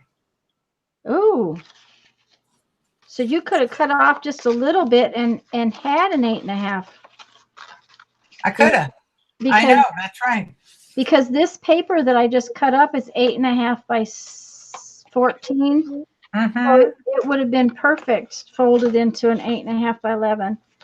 So see, now I have my That looks really good. papers. And they would come out, so you could take them out to use in your projects. Mm-hmm. So that would be really cool to put. Cool. To put in your tote when you were going to. Oh, this would be perfect to put in your tote if you were going to a class or something. Mm-hmm. Wow, that's really beautiful. Look at that. And that gives you, papers you could just reach in here. Okay, this is the one I want to use in my project. I can take it out. But I think I have to fold another spine so that it's big enough to just not have to cut these pages up. Mm-hmm. So that means I need an 8.5 inch. How big was your bag when you started, Barb? Ooh. I knew that at one point. Kathy says she no Oh, wait. longer saves all of the little pieces. Wait, I have the other half. Oh, yeah. Good. It is 8.25 wide by about 11.25. But how big was it when it started? 8.25 by 11.25. Okay. And I did it vertical. Okay. So I mean that, that's not. It was a bag. It was a bag, so it might have been different on one end of it than it was on the other. One side of a bag might be smaller than the other. Mm-hmm. Oh, I So love it. don't write down those numbers as if they're Right. real. I'm in love with this. I think this would be so cool because, That is really pretty. pretty soon I'm going to be traveling more, and I'm going to have painty paper to work with. Having it in a little book will be perfect. Well, having it in a little book just like that would be cool, because then you could journal on the backs of those pages and add art on the fronts of the pages and have a wonderful little travel book too. travel book. Mm-hmm. And you could always take it out, Lisa, to read. Mm-hmm. The other thing is, Lisa, when your pages are soft like this, they open up better. That's true. You would take This is it out. cardstock. Yeah, you would take it out to work on, but I can see all but about an inch of it. Yeah, in my bigger book, I could see a lot more of the pages that I could in my smaller one. Uh-huh. The bigger they are, I think the easier it is to use them. Yeah, I want to go get a big piece of paper. So go to yourself or to Barb or somebody for a minute. I'll be back in a minute. Okay, well, I've got my papers cut that I'm going to use for my For your other stuff. Good, you can show them out that as. for my Thank you, Barb. covers. And there we go. I was going to say maybe I didn't cut that one good, but so it's going to end up looking like this. Oh, I love those. I love those papers. And then I'll have, the pockets in here. So I'm going to, but I'm going to go ahead and cut my other little booklets while I've got this to measure from. Really? Because I want them to be just a tad smaller than this. Oh, okay. Just enough. I want them to still be enough they'll stay in, but I want this to cover it up. So.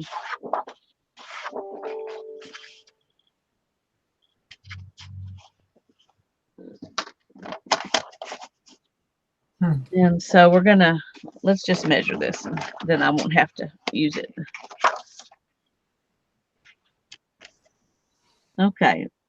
This is 10 inches by 5.5. So I'm going to make the other ones just a little bit smaller than that.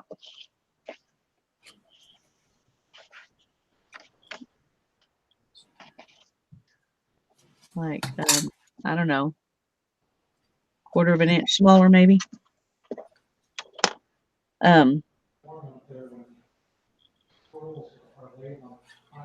Yeah, let's do that. And then the 5 part, I won't make very much smaller because I want it to stay in good.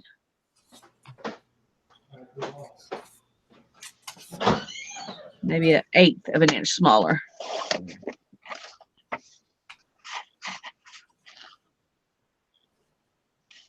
And then I'm just going to fold them and hope that I did it right. Okay. Stick those back in there. And then let's see if this will. Oh no, made it too small. Because see, no, well, I don't know what I did wrong. But boy, I really did it wrong. Okay. Luckily, I have another one. Except. Okay.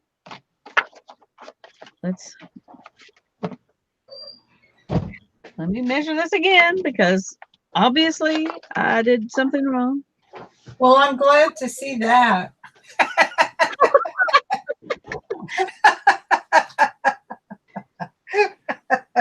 What did she do? I did something wrong. She And measured Barb's something glorying in my badness. I don't know, but that piece of paper is fabulous. It is. I did a little less than 5 instead of a little less than 5.5. There you go. It doesn't quite work that way, but Lisa. No, it didn't. That's what I usually do. Okay. There's that one. Let's see if this Good one. old measure twice, cut once. I Yeah. always measure once, cut twice. Okay. So here's my first little booklet. And I'm just going to slide it. I'm going to slide it with the ends, the open ends inside, which will protect my pages. Oh, there you go. Isn't that cute? Bye, Joan. And it's a little bit smaller than the cover, so it fits neatly inside it. Bye, Kathy. Bye, Kathy. Bye-bye, Kathy. Mary says she's here and cutting papers. Yay! I'm going to use this one to cut the next one. I don't do that again.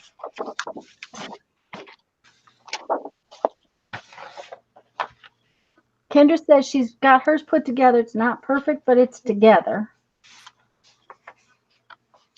Well, sometimes together is enough. It is for me. I was going to say, I got mine there and together.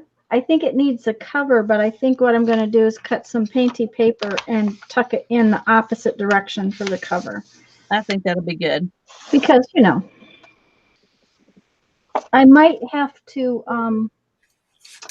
oh, you know what might be better is to use a piece of painty cardstock and actually tape the cover in to protect it. Yeah. Or you could. Yeah, you could glue it just on the And just glue it on that one little part, but not the flippy parts. Yeah. Yeah. It would just, you just put a little piece of that double stick tape on the. Okay, there's number 2.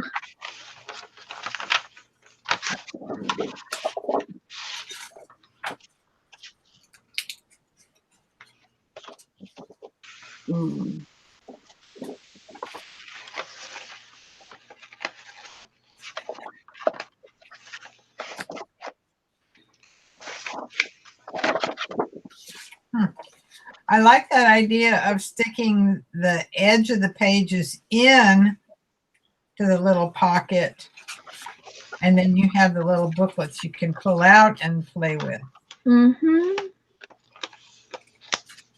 I really like that. I just redid mine with sticking them in like that.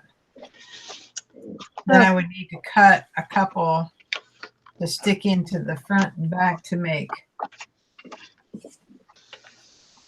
Oh, look, this is the size of a little envelope. Almost. See, if you planned ahead, you could make it the right size, but that takes a little more work than I'd rather. You know what? I think it might take too much math for me on that. Yeah, me too. For this, I think I just cut my envelope down so that it fits. Grind them till they fit. In fact, I'm going to do that. Yeah, just trim them until they fit. That's right. Well, that's what I'm doing. The no math plan. I know, the no math plan, definitely. Well, isn't that why we folded it instead of using our scoreboard? Yeah. That why? I was wondering. Well, here's the deal. You can divide 14 in half easily in half, but then when you start trying to get it into eighths and then into sixteenths, it can get a little more complicated.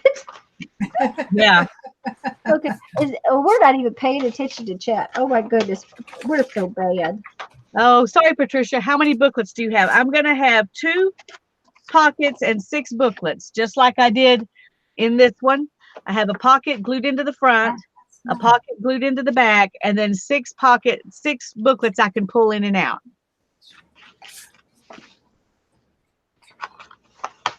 So that's what I'm making, 6 little booklets here. I've got 4 cut right now.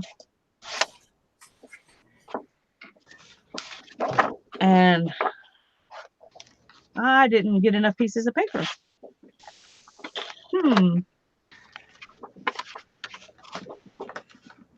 I don't know if I have any more that goes with this.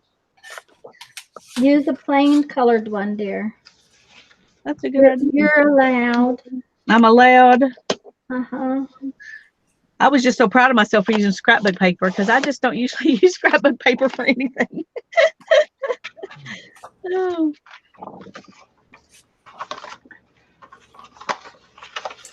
Okay. I need something to put in there.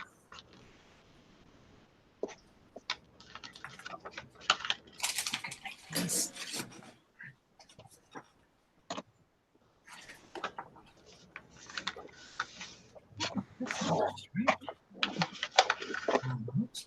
I could use one of these, turn it the opposite direction, I guess, There you go. because I do have extra.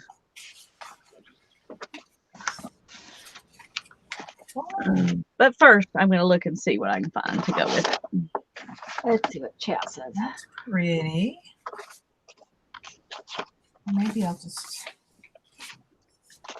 Got lots of fun little scraps to use on something. Oh, Laura said she's making hers to send die cuts in for the June swap. What a great plan. I don't know yet, Becky, how many pages I'm going to put in. Probably not very many, but I am going to use onion skin paper, so it'll be really thin paper to go in it. So I can probably do more. I'd probably just put 2 or 3 if I was using regular paper because it'll get kind of fat. And Mary says for the strong paper you need math and scoring.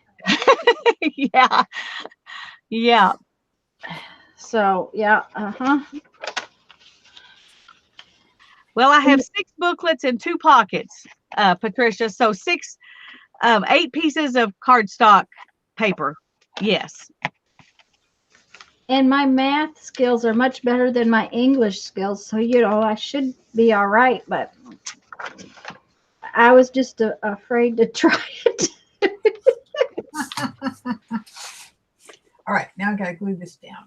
The other thing is I don't use my scoreboard enough, and I guess I'm not as good with it as I would like to be. It requires skill too.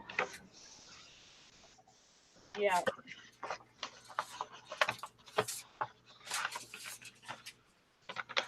Okay. Well, I found some plain colored paper with pretty texture. So let's see if we can find one that'll go good with these. I think maybe this green right here. So it's going to be pockets with envelopes tucked in. Such a good idea, Laura.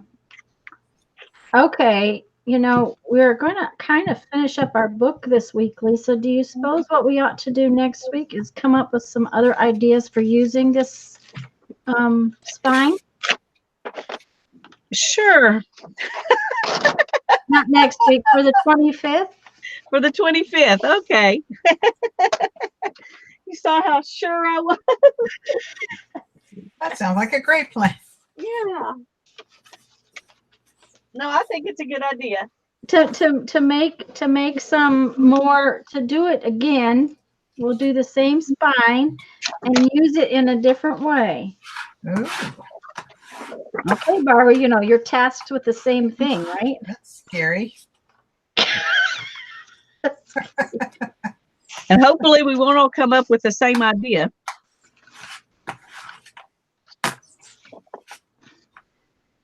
Okay.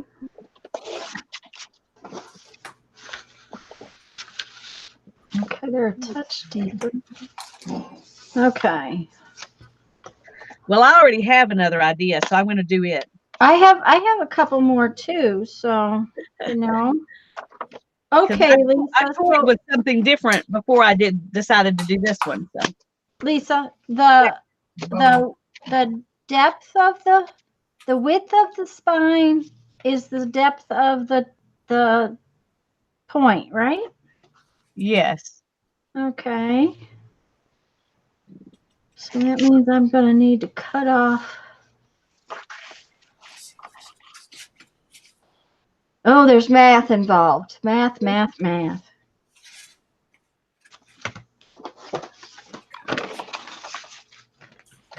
I would make it just, never mind, you already did it, didn't you? What? I was going to say, you might make it just a little bit taller than that. Yes, because I don't want to cut part. the papers. Yeah. I Yeah. haven't cut anything yet at all because I Okay, want to be good. sure. What I did was I went to the other room and I got this piece of paper that is, I think, if I remember right, they're 11 by 17s. 11. Well, it'd be easier to measure that one. Oh, 14 and 3. That would be, let me see here. Yeah, it's 11 by 17. It's something I got at the printers. You know, it's a little heavier than copy paper. So I want it to hold this 8.5-inch paper. It's this, when I got it all folded, how did I get 18 spots an inch wide if there's only 17 inches long? Impossible. Oh, no math, no math. 16 spots? Yes, 16. Okay. Thank you, sweetie. Oh, boy. You going to survive? Have you had some Gatorade? Yep. I've got about 3 feet of ditch left. Okay. Well, that's all you're going to do then today, right? Yeah, I think I'm just going to leave the ditch today. Okay. Sorry, guys. When I was hunting the piece of paper, he told me that it's hot when the squirrels are laying on the concrete out back, all spread out like that, trying to absorb the cool from the concrete. Oh. Yeah, it's hot. Okay, so that must be more than an inch. I need to measure it again. It's not. Okay, that my brain does not have that. 1, 2, 3, 4, 5, 6, 7, 8, 9, 10, 11, 12, 13, 14, 15, 16. Okay, tell me how folds take up a whole inch. Okay. It's impossible. Impossible. Okay. Well, all right. So I'm going to cut this off at 9 3/4. I can always do it again.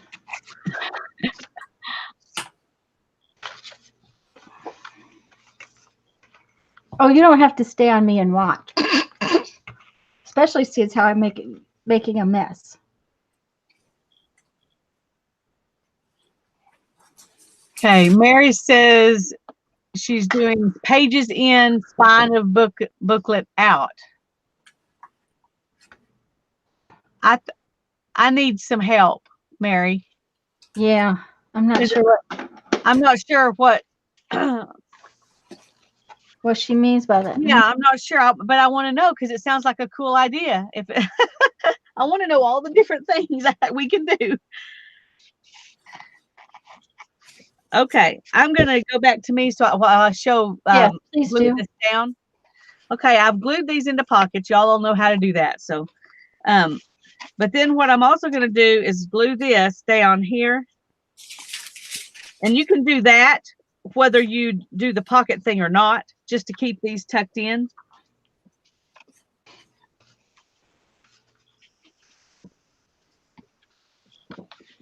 But then I'm also going to take my glue And I'm going to glue here, and I'm going to glue all, whoops, I'm getting glue everywhere except on the paper. So you're going to glue your points into points. Well, I'm gluing the outside edges of the point. This page that's not doubled, because the other ones will stay pointy because they're doubled. Uh-huh. But this one doesn't. Okay. So even if I was not going to make it this way, I was just going to use it regular, I would glue that down just to make it stay in place. But I'm going to glue my pocket in here and glue this down so that I've got an outside cover. I made myself an outside cover and it's so pretty. Oh, well, let me see. I'm moving over to you so you can show us. So I'm sticking these in the little pockets like booklets. Like that. But I made myself a cover. It's pretty. I like it. So did you glue your cover in? I did. I glued it to the front and to the back. I missed it. Close it again, Barbara, so I can see. Aww. So it's just glued in underneath here. You know, it's just glued into the inside of that piece. Cool. Now I like it. Well, and honestly, I used that pretty piece of paper for the spine, and really and truly, Barbara just covered up her spine, it looks like, and so mine isn't going to show that much. It doesn't really show when you get it all folded in. No, I didn't cover the She spine. put it inside. I just glued it to the inside of that spine piece. Yeah. That's one of the things she showed to do on the thing that I first watched on YouTube. And then this is just a little booklet of pages that sticks in behind that. So that gives me a little. I'm going to have to adjust with these pages because it's going to be really hard to do much on these maps. They're pretty busy, but they're cute. They're pretty. They're pretty. That's just your first layer. Okay, Mary says she's doing the same thing by tucking the books with the page side in and the spine of the books out. I like that. Yeah, you were doing that. I like that. It makes them a little bit sturdier. Yeah. And I would do that, except that it wasn't going to hold it very well because my spine wasn't very deep. Oh, okay. Yeah, I just made the four piece spine. Yeah, my spine. I really like that. Another good book. Okay, so here I've got the 6 little booklets, and I haven't put my stuff in them yet, but I'm just going to go ahead and show you. I'm just tucking one in each one of these.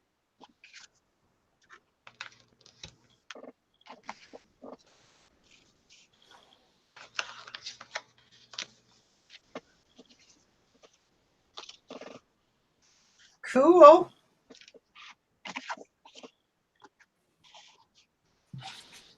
And Mary said she glued it. No, it was Becky said she glued it a little too much, and so her cover's really glued in.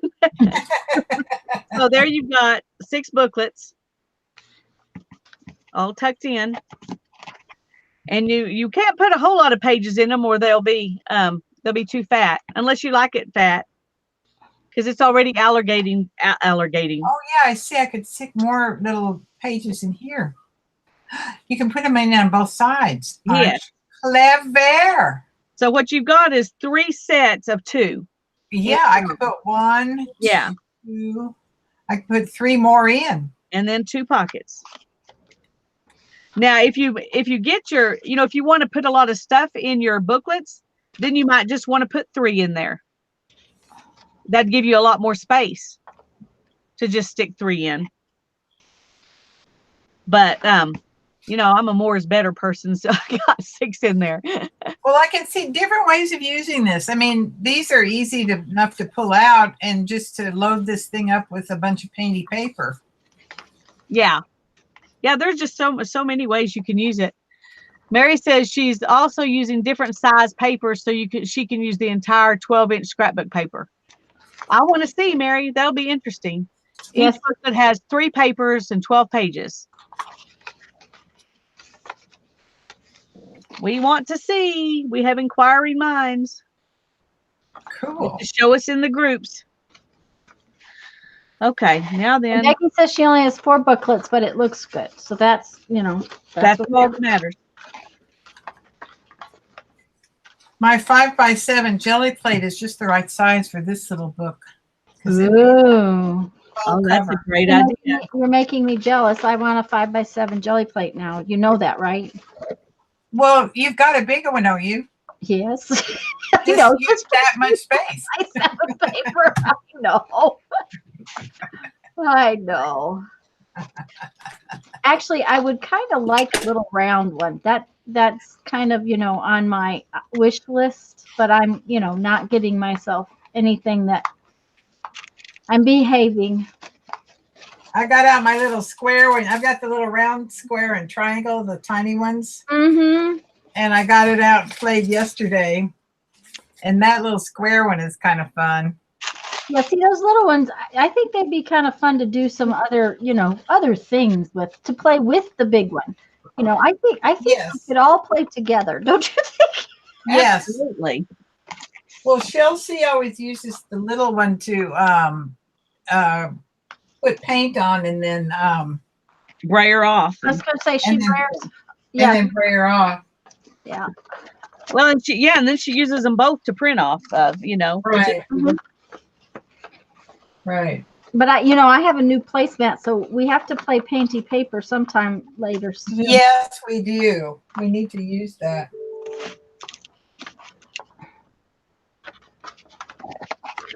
Oh, okay, come on.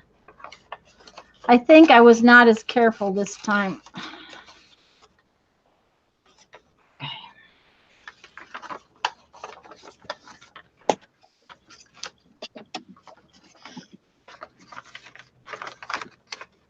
So I like these little squares.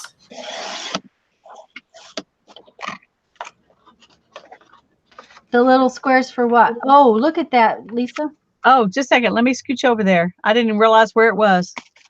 Ooh, yeah. That looks nice. Yeah. That's fun. The little ones are really good if you just don't. I mean, I have like the 18 square inches that you see on my desk right here. Yeah. So the little ones really are better for me. I have to go out to the other room to use my 8x10.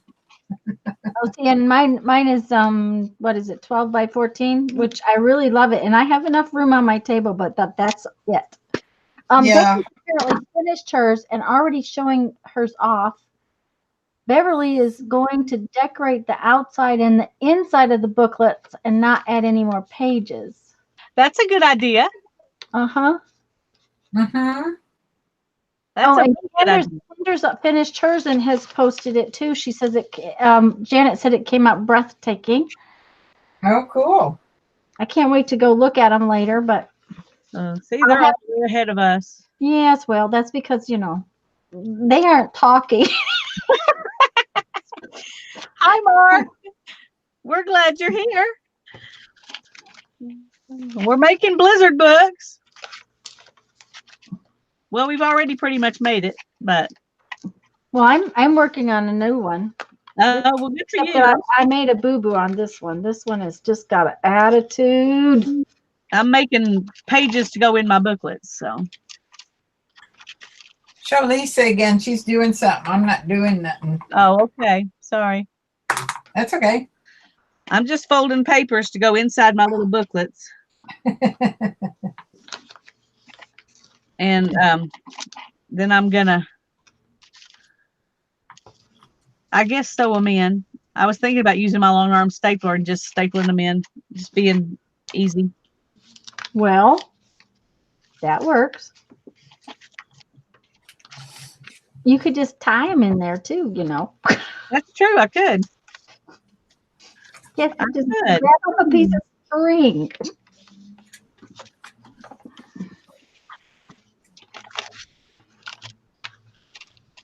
Okay. Wow, that came out perfect. I guess my math was better than I thought. Amazing. I know, isn't it though? Oh, a blizzard book, Mark. Well, this is the blizzard book that I just made. And well, let me show you a traditional one first. A traditional blizzard book is a book where you have the spine folded, and then you can when you open it up, you can take out your pages and work on them, and you can put them back in. And then you turn the page and you can take this one out and work on it and put it back in. That's a traditional blizzard book. The one I just made is the one like I made in my video, where I glued in a pocket in the front and a pocket in the back, and then I'm making 6 little booklets that I'm going to put in pages first, so the spines show. That way it protects my pages, and I can put 6 of them in here. And these are the pages. I'm just using this little onion skin paper to be my my insides of my books. So and I made it quite a bit smaller than the booklet itself, because I didn't want to make it too fat where I'm sliding it in. So I made my pages smaller. And now I've got to decide how I'm going to bind it. Oh, That's nice. That's really nice.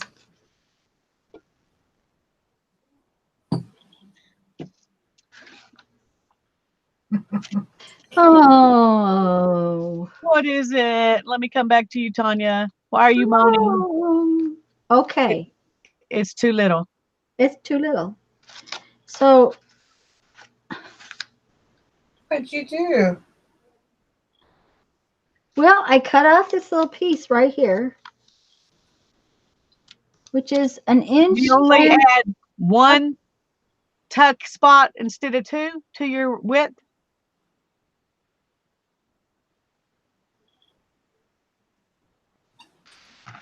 That's where I fail at math, gals. That's I what I have to did. get the spine done, and then I know what my pages are. Okay, so when you need 8.5 inches, you need 10.5 inches. Oh, right. Okay. Yep, and I cut it at 9.5. Uh-oh. Actually, I cut it at 9 3/4. Oh, I sorry, think if I Tanya. had not cut any off, I'd have been all right. Oh, God. Oh dear. Okay, so da-dum, da-dum, da-dum, da-dum, da-dum, da-dum. This one is going to go watch. Oh.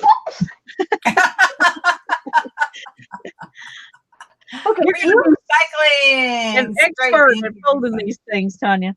we're just going to come back to something pretty. I'll just put it right there. Well, I get another piece of paper and try again. You can save your the other one for next time, so you don't have to come up with another one. Oh no, because I want to do something really different for the next one. Okay. But I am going to put some covers on this one. So it means I have to find something to put on as a cover. So I will be right back. Yeah, the reason she was doing this, Mark, was to not have to cut her painty papers. Right. So my painting papers are Because yes, she could cut them down, but she doesn't want to cut them down. That was the point. yes. I did cut them in half and trim them up so that they would fit in my original little book, because that's what I did. But I really wanted to use them whole. Mm-hmm. So I'm going to try again, but just first I'm going to make a cover for this little book so that this one is actually accomplished and done. All right. Okay, so Well- Tanya, wait. Let's go back to that a second, Tanya. Okay. The way to go about that is you have your 9 by 14, 8.5 by 14 paper, Yes. painting papers. You want to cut those into half so that they're 8.5 by, Oh no, that's what I did for the little one. I know. Uh-huh. So anyway, do you want to add 1 inch to either side of that 8.5 inch side in order to get the size you want to start with for your folding? No, what I want to do with this one is I don't want to cut this paper. I want to just fold Exactly. it. I just want to fold it in half. So yes, what I So the need math is, you need to do is to get 1 inch plus, on either. yes, and what happened is that when I cut off this piece, when I had folded this piece up, and when I cut it off, Mhm. I only gave myself one extra inch instead of 2 extra Instead inches. of 2. Okay, I got you. I screwed it up. So that's the secret. Yes, that's the secret. You gotta have enough for each of these little tabs, plus your 8.5 in the middle. Basically, if I hadn't cut it off at all, it probably would have been fine. Mm-hmm. So I will do it again in a little bit, but first I want to actually finish this one with a cover so that it's actually finished. Because then I'll be happy that I actually accomplished one. So I have to have a cover. So I'm going to hunt a cover. I'll be right back. All righty. Mark says measure 10 times. Yeah. Right, Mark. I'd say he's cut it wrong before too. Yeah, that sounded like the voice of experience, didn't it? Yeah.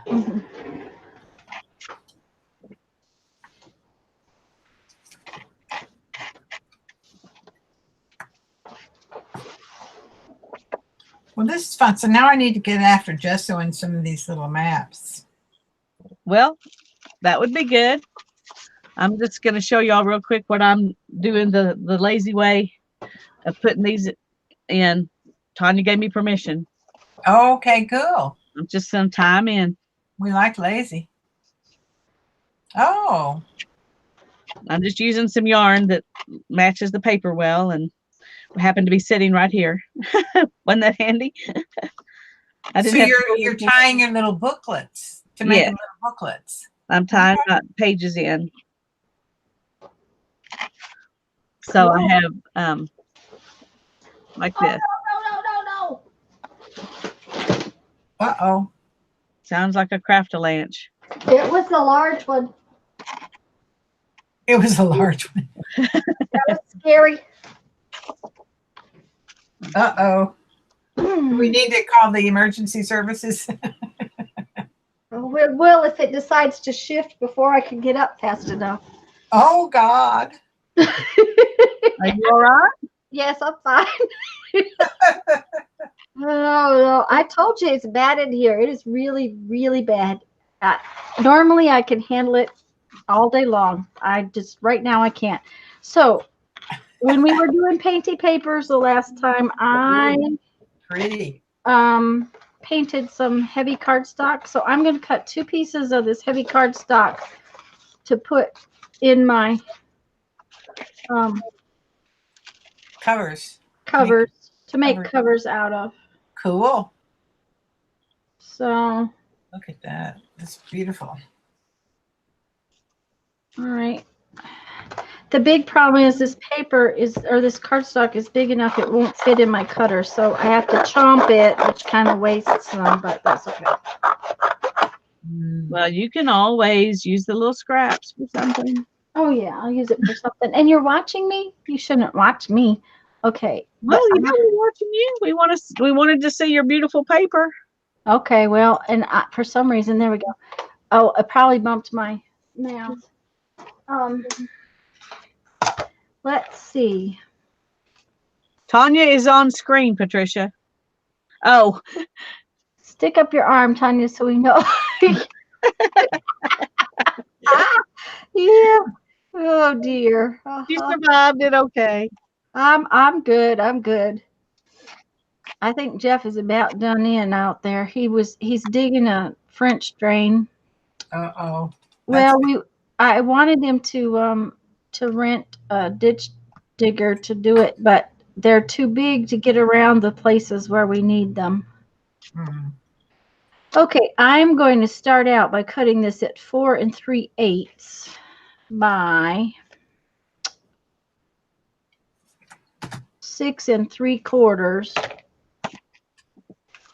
4 3/8 by 6 3/4, so that I can cut it down rather than make it try to get bigger. If that makes any sense to anybody. Becky says she keeps having to refresh. Are any of the rest of y'all out there having that problem?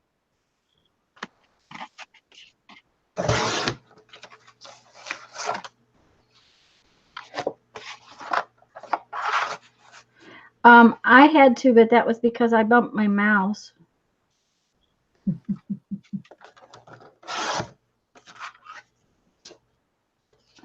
I got to figure out a way to keep this closed because it's already alligatoring. Well, then why don't you show us? All right. That's your way to get off camera? Yep. Sneaky. Okay, well, here are my little booklets, and I've got a ton of yarn sticking off that I don't know what I'm going to do with. I left it long, so I had options. But I just tied each pages into each one of those little booklets. But you can see now my book is, if you lay it down, it's better than standing it up. But still, it needs a closure of some kind. Something that won't interfere with this. Yeah, it kind of does. But I like it when they alligatory. Yeah, I do too. But when I want to put it up somewhere, I don't want to ruin it by it Shoving it alligatoring in. sticking something. Yeah. Mm-hmm. 'Cause it is not a real heavy cover, you know.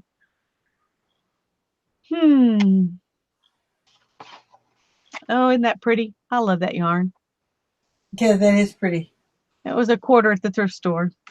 Oh, look at that. It's got sparkles in it. It does, and it's 2 strands. The strand of sparkly spun and then a strand of black with colored furries. Yummies. Those make great scarves. I bet that's true. It knitted on a big, like a huge size 18 needle or 13 needle or something huge. That would be great, except I only have this one. It won't make a scarf.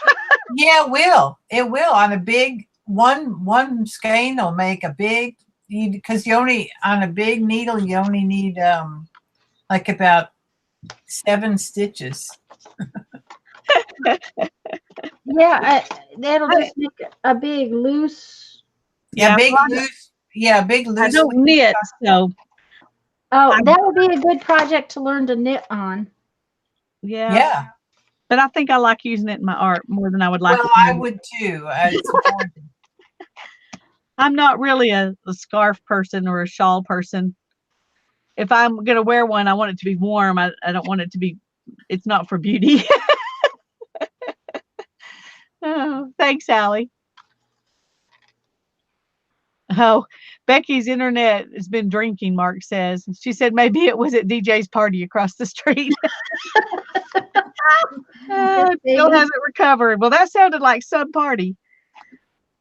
Yeah, with people parking all up and down the street and in everybody's yard. And Well, I wasn't home when my sister graduated from high school, but my understanding is that's what our house looked like. Apparently they were everywhere, and my dad said he got up to a yard full of beer cans, and 16 kids showed up to help clean up the yard the next day. So, okay, Lisa, you can come back over here and I'll show you what I'm planning. I'm back at you. All righty. Well, this is what I did is I cut 2 pieces of cardstock that's painty cardstock, and I'm just going to tuck them in here like so. And then on the back. I think I'll turn that one around because it's just cuter that way. Okay. That's beautiful. Okay. So, but I'm not going to glue in my pages or anything because that way these can come out if you wanted to. You know, this would be fun to put like little gratitude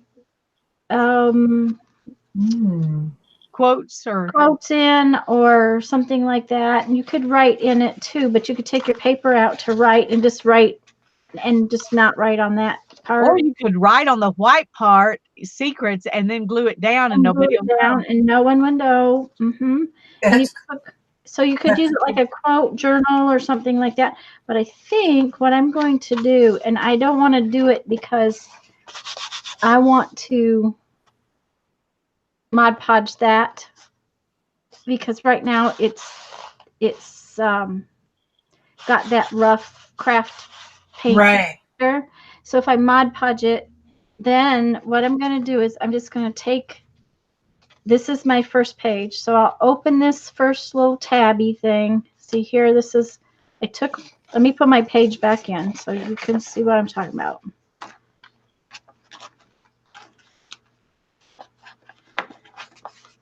Well, I put it in without putting it in right. There we go. Okay, so this is where it would slide in, right there. And this piece right here, I'm going to take out this first page, and I will put just a little bit of this double stick tape, and then I will put my cover on, and then once it's stuck in there like that, then I can put my page back in and my cover will be on there like it's supposed to be. Yeah. Hey, I have a tip for you. This is from Barb Owen. If you take a piece of brown paper bag and rub the top of that painty paper, it's like a fine sandpaper. It doesn't take any color off, but it smooths all the hunks and bumps off of it. Like just your covers rather than having to coat it with something. I will want it coated just because it'll keep it clean, but well, that's true. Give me a minute. We must experiment with that tip. No, Holly, I don't have any secrets, but I thought Tanya might.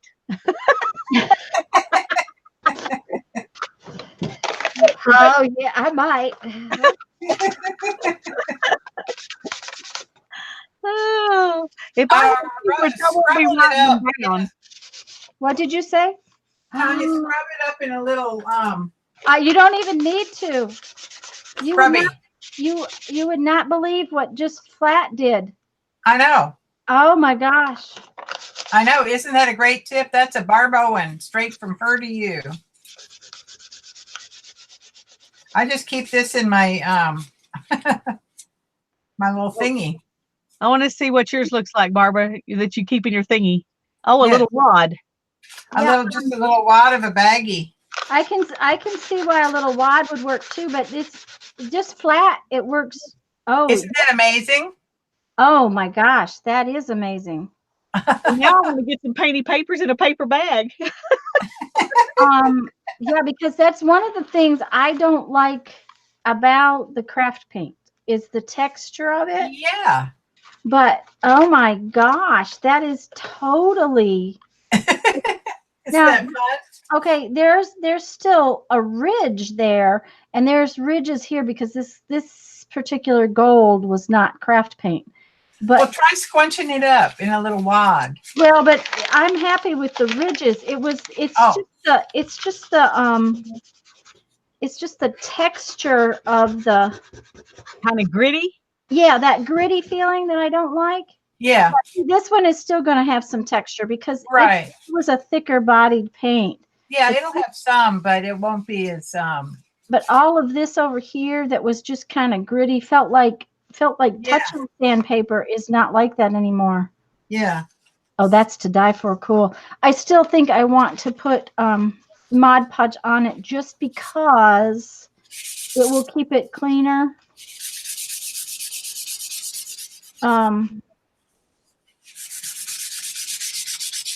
Of course, on this one, I was using the those glossy paint, but that just smooths all that stuff off. Yeah, it does.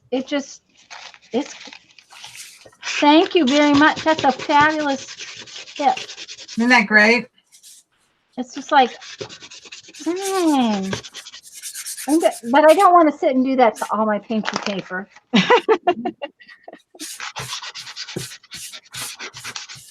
But I still do think I will Mod Podge these before I stick them in, just because that way it will just, the spine is Mod Podged, and that will keep them from,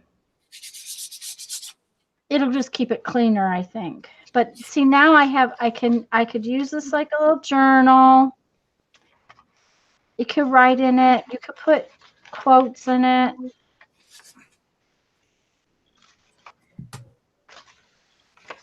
So I finished one.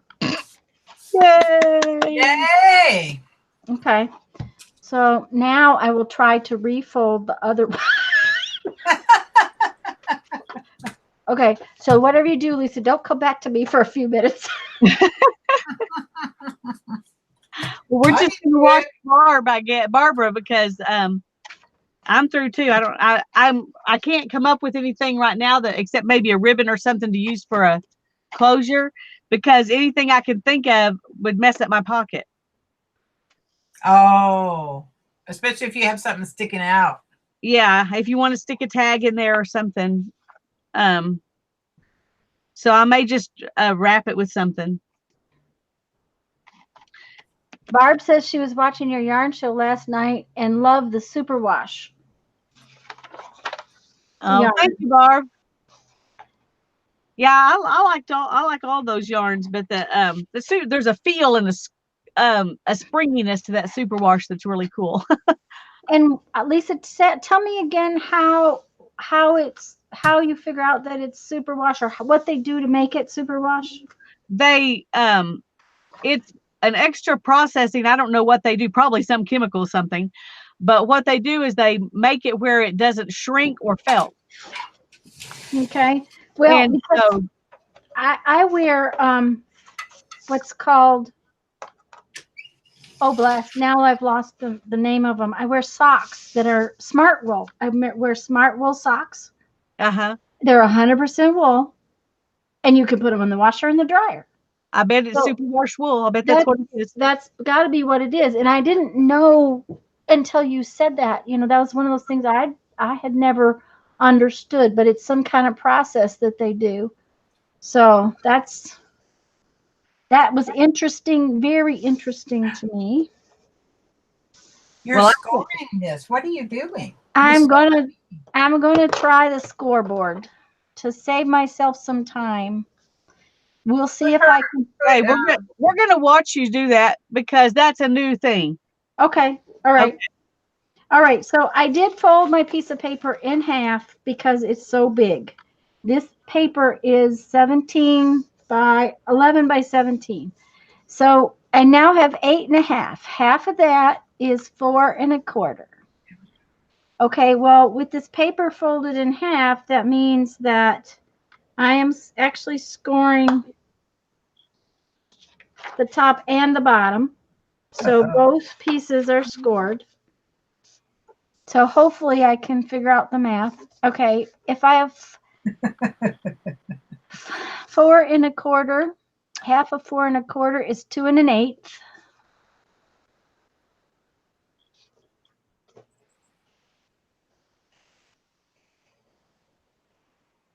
And I'm trying to be very careful because I have a tendency to let things wiggle on this thing. Okay, half of 2 1/8. This is where the problem's going to come. This scoreboard's only an 1/8, so I can't do that next one. I'm going to have to fold those because there's no 16ths on the silly thing. So I can do my next one. Let's see. Be 6 3/8. Is that right? Okay. When all else fails and your math is not so good, turn it over. Do it 2 1/8. Yay! That's my answer. So, see, you could probably divide your paper into 8 parts But dividing it into 16 parts is not going to happen because this scoreboard doesn't have enough parts. So that's why we don't use the scoreboard. So I tell you, I don't know if my head is still quite yet screwed on right on this one, but it works for me to just pick a piece of paper I want to use for the spine and then figure out what size it is when I'm done. well, that worked real well. And that's except that I really want to try to put those other papers in it. Just I know. mhm. Okay, and here's another thing about the scoreboard. It doesn't really. You still have to use your bone folder and do all of that. Yeah, so why did I bother?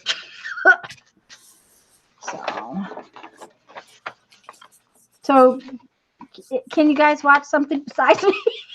or nobody's doing anything? Okay, We're not doing anything. We'll look at Barbara's pretty books for a minute. We're okay. just watching you look at my books.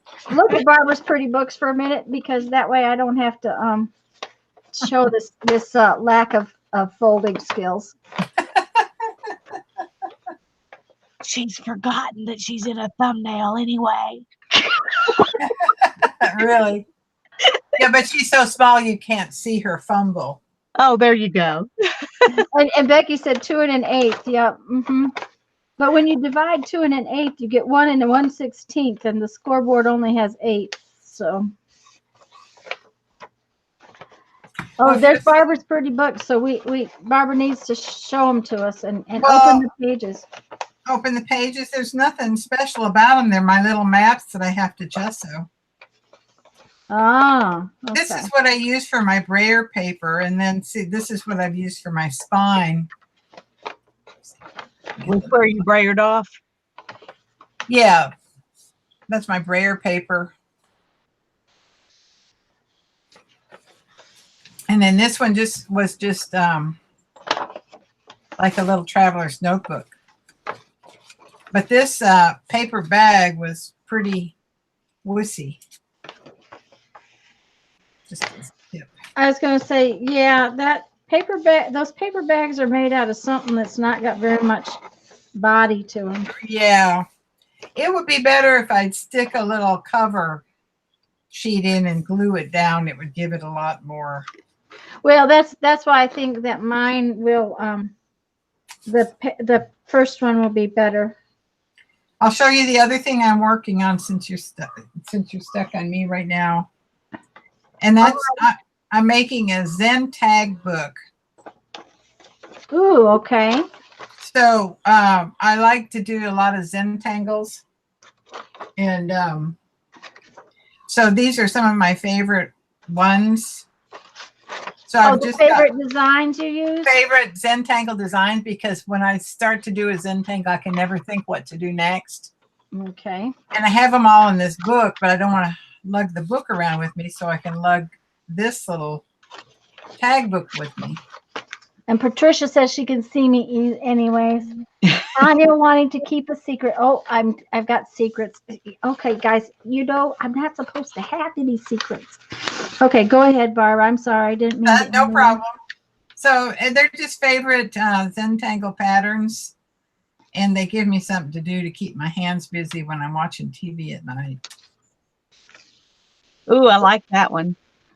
I do too. This one and this one are actually the same thing, which I think is really cool. Anyway, you just kind of do it on a different substrate. And then Vicki Brown is one of my Zentangle muses. She does a lot of stuff. So every once in a while I swipe some of her designs.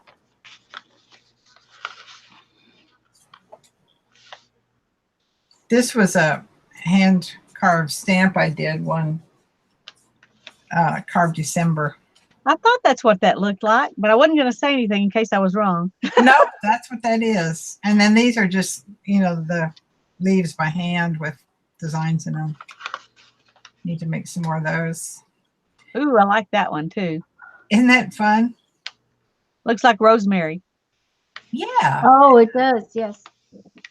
Okay. I just had an idea and I'm going to interrupt. You know what we need, Lisa? What?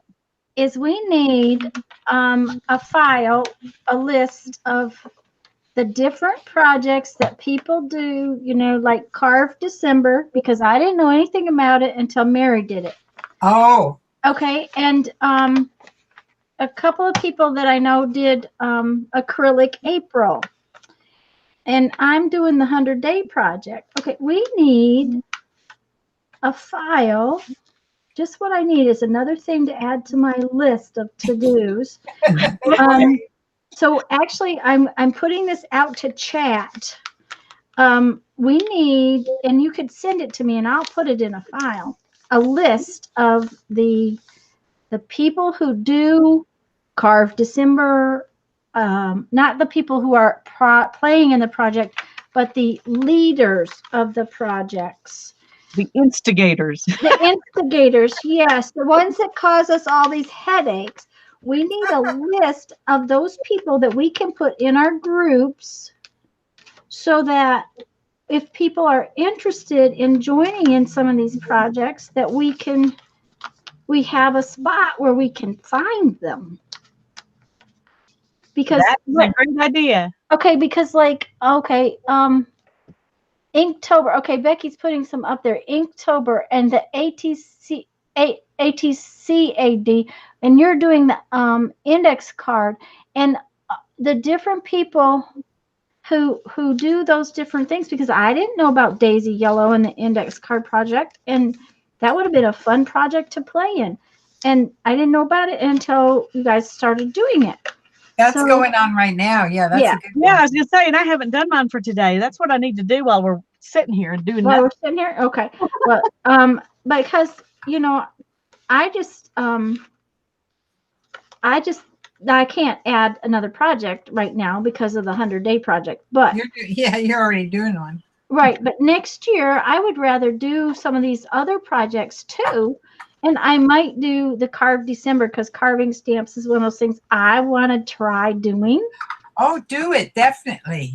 And so, it was just, I've carved erasers before a long time ago. And I've carved linoleum blocks and all of those good fun things. But at the same time, it would be fun to join in the projects. Yeah. Okay, so anybody who has any of those pieces of information, if you will either Facebook message me with that information or email it to me, I will make a file and then I'll share it with Lisa and Becky and other people who have channels, or especially who have Facebook groups, so that they can put it up in their Facebook groups. And that way we can have a list. Does that sound like a cool idea, guys? It does. Okay, so everybody out there, any of those projects, and Laura, one of the things I found out about Hangouts the other day is that chat disappears on a Hangout. I didn't realize it did. So if you're doing this, we either have to put it in a comment or send it to me via email or something. Okay, guys? Please and thank you. Sure. Okay. Dawn Sokol was the one who got me started on this, because she did Nano Germo back in several Novembers ago. Nano. Okay, say that again. NANOJOURMO, and that was just a journal page a day. She Okay. didn't have prompts back then, but I don't know if she's actually doing that. That was in November, because it went along with NaNoWriMo, which is writing a novel in a month. Yeah, really. Okay. Lisa, Yes. if you want to come back over here, I will show how I'm going to figure this bloody thing out. Alrighty.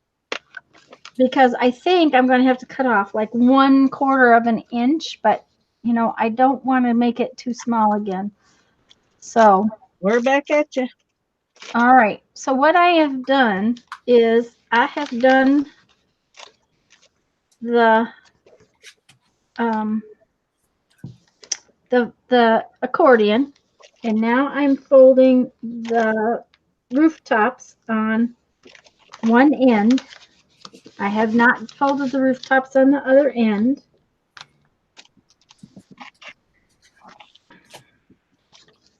Okay, see that one does that. This is off just enough. It's twisting. There we go. Give it an attitude adjustment.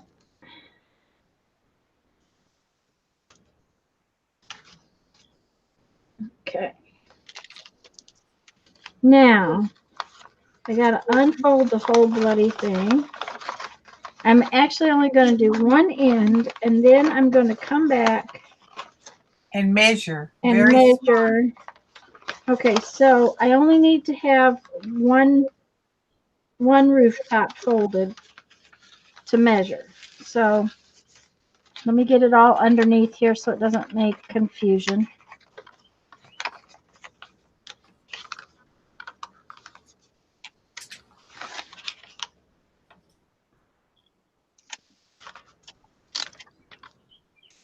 Okay. See, I want it to hold the whole thing. And see, this is definitely just a touch too big down here. Just a little. Yep. Yeah, I've got an inch and 3/8 down here. Be sure and give yourself a folding space. Yeah, I will. That's the thing. I don't think I need to cut off but like 1/4 of an inch of it. I have about, it's just a hair less than an inch and a half. So I think what I'm going to do is cut off. Okay, let's measure this end. This says it's an inch.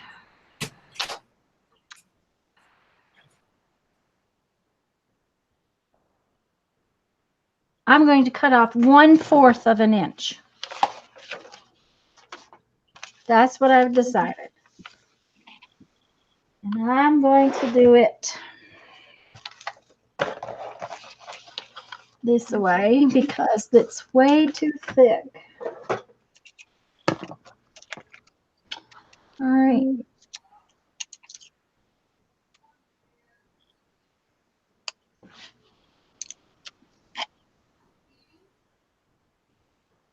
I'm lining it up with the thingies on my mat.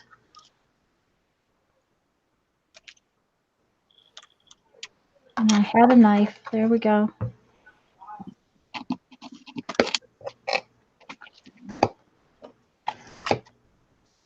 Get out of the way.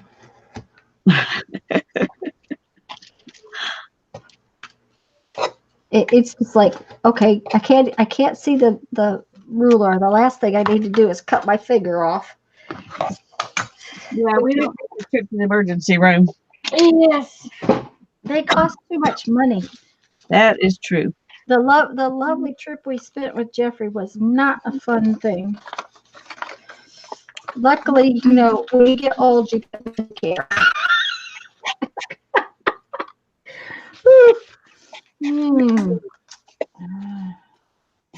We've got a house party going on in the other room, but I have to open my door Oh, because it's getting too hot. a house party. Oh, you ended up with company?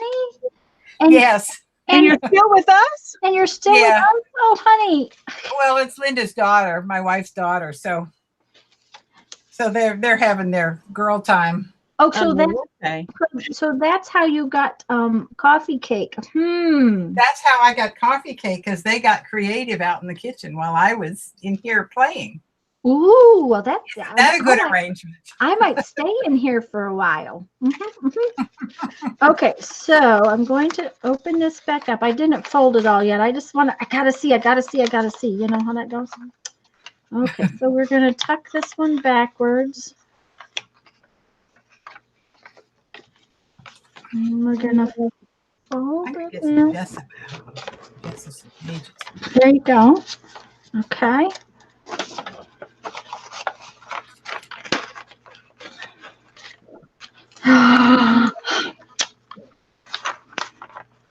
Perfectamente. It worked. It worked. It worked. All right. Okay, so it's got a little wiggle room in it. Okay, the page it has just it doesn't move very much. When you get those in there, it doesn't move.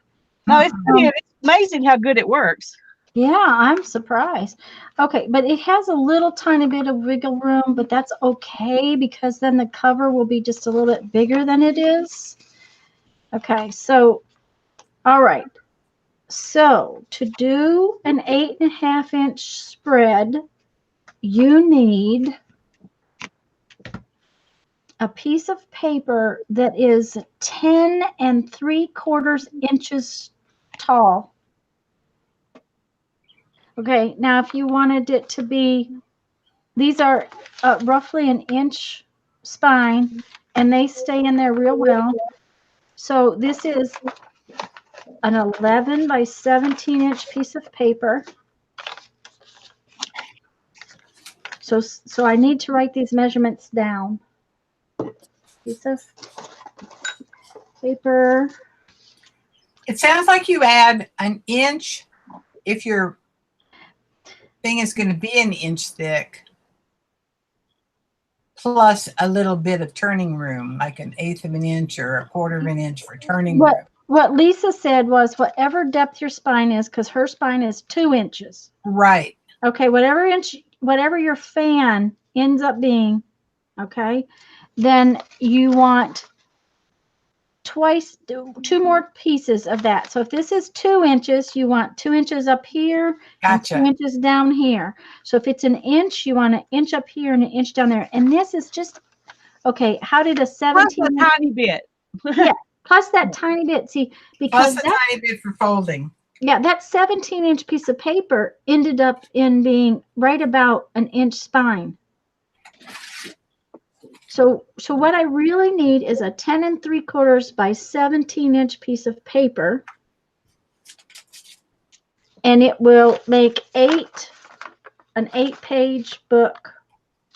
Perfect. Perfect, perfect. So now I get to finish the folding. So now let's go back to Lisa's iCAD so it's not boring. Well, I'm finished. Here it is. It's a little bit of chaos, but it says a party without cake is just a meeting. Oh, that's fun. I like that. I had the background was a jelly print that I just glued on. And it was actually jelly print on some kind of tissue paper. I'm thinking it was like pattern paper, but it was a weird kind of pattern paper. It was blue and white. Anyway, I jelly printed on that, and that's been glued on to my index card, and then I put this other stuff on it to decorate it. So it just kind of got a little more chaos as I went. But it's fun. It looks like a party, so. Well, that's what matters. Okay, so on the 25th, when we come together to hang out again At Tanya's channel. On my channel, we're going to make another one of these spines, or you could have the spine made if you so desire ahead of time, but I'll probably make mine that day because otherwise I won't get it done. We're going to make another one of these spines, and we're going to do something different with it. So everybody should come up with some cool ideas, like Lisa came up with the pockets, and figure out something else to do with our lovely little fun spine. That sound like a deal? Sounds like a deal. Okay. So shall we watch Barbara paint? I'm not painting yet. I decided to go to my iCAD a day. Not iCAD, but my Oh, okay. my tag. Oh, you're doing tag a day? I'm doing ATC tags a day because I needed some tags. Okay, because Becky's doing ATCs, right, Becky? Yeah, Becky's doing ATCs. Okay. So you're making tags that are tiny. Yeah, they're like ATC sizes. Okay. They're ATC width, but they're 4.5 tall instead of 3.5. Ooh, cool. They're really But pretty. I started them on one of your channels when y'all were jelly printing big painty papers. A couple weeks ago, I did a couple of watercolor pages that day on watercolor paper. We were hanging out, Lisa, when you were gone. Oh, was that what it was? I can't remember whose it Yeah, was. I was thinking that happened while I wasn't here. I couldn't play. Oh, Well, shoot. Lisa was gone, so she wasn't going to be streaming. And Becky and I decided that, we needed to do something on That's Monday right.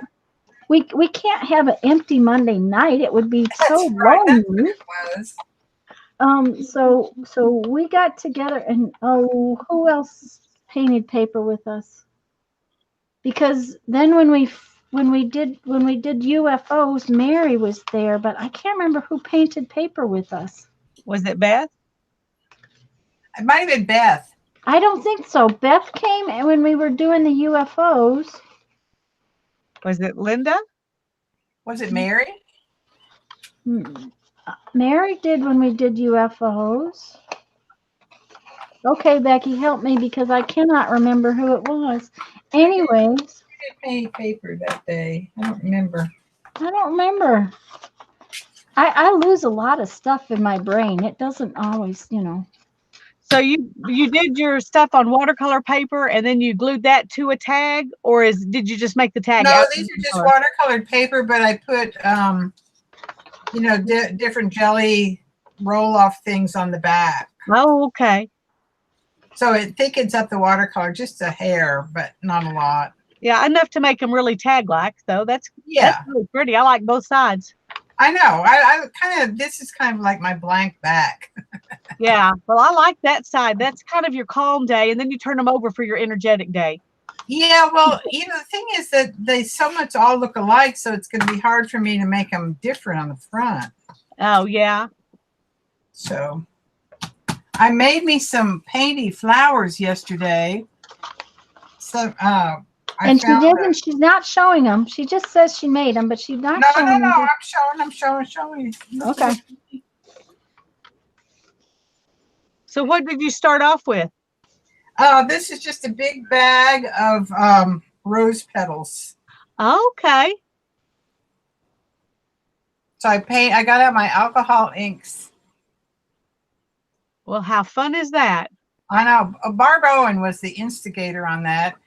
Made me go out and get an alcohol ink palette, which I had never thought of doing before. I was going to say, what did she use for the palette? Because I caught part of that, and I couldn't go back the other night. I was too tired to go back. And what did she use for her alcohol palette, Barb? There is. Tim Holtz makes an alcoholic palette. Oh, okay. But I figured a watercolor palette would work too. But my art supply place had one, so I put all mine out and swatched them and made a mess. Of course. Boy, I really made a mess. What did you say, Lisa? I said I've just used a porcelain plate.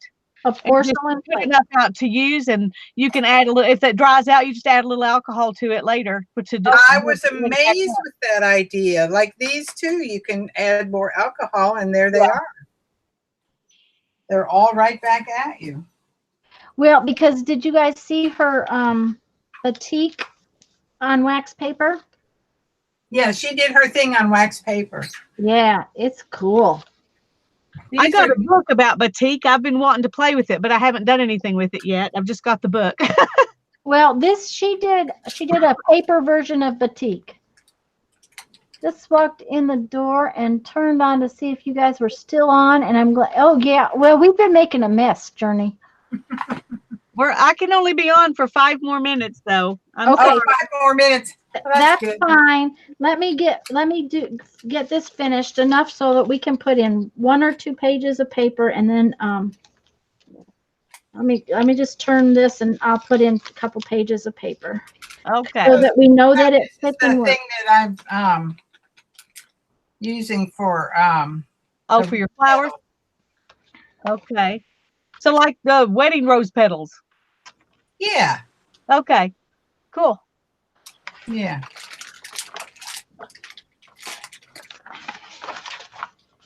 I made a tag yesterday with those. Let me find it. Journey, Tanya made another one so that she wouldn't have to cut her 8.5 Yeah. papers down to fit them in one. Yep. That's what I'm doing.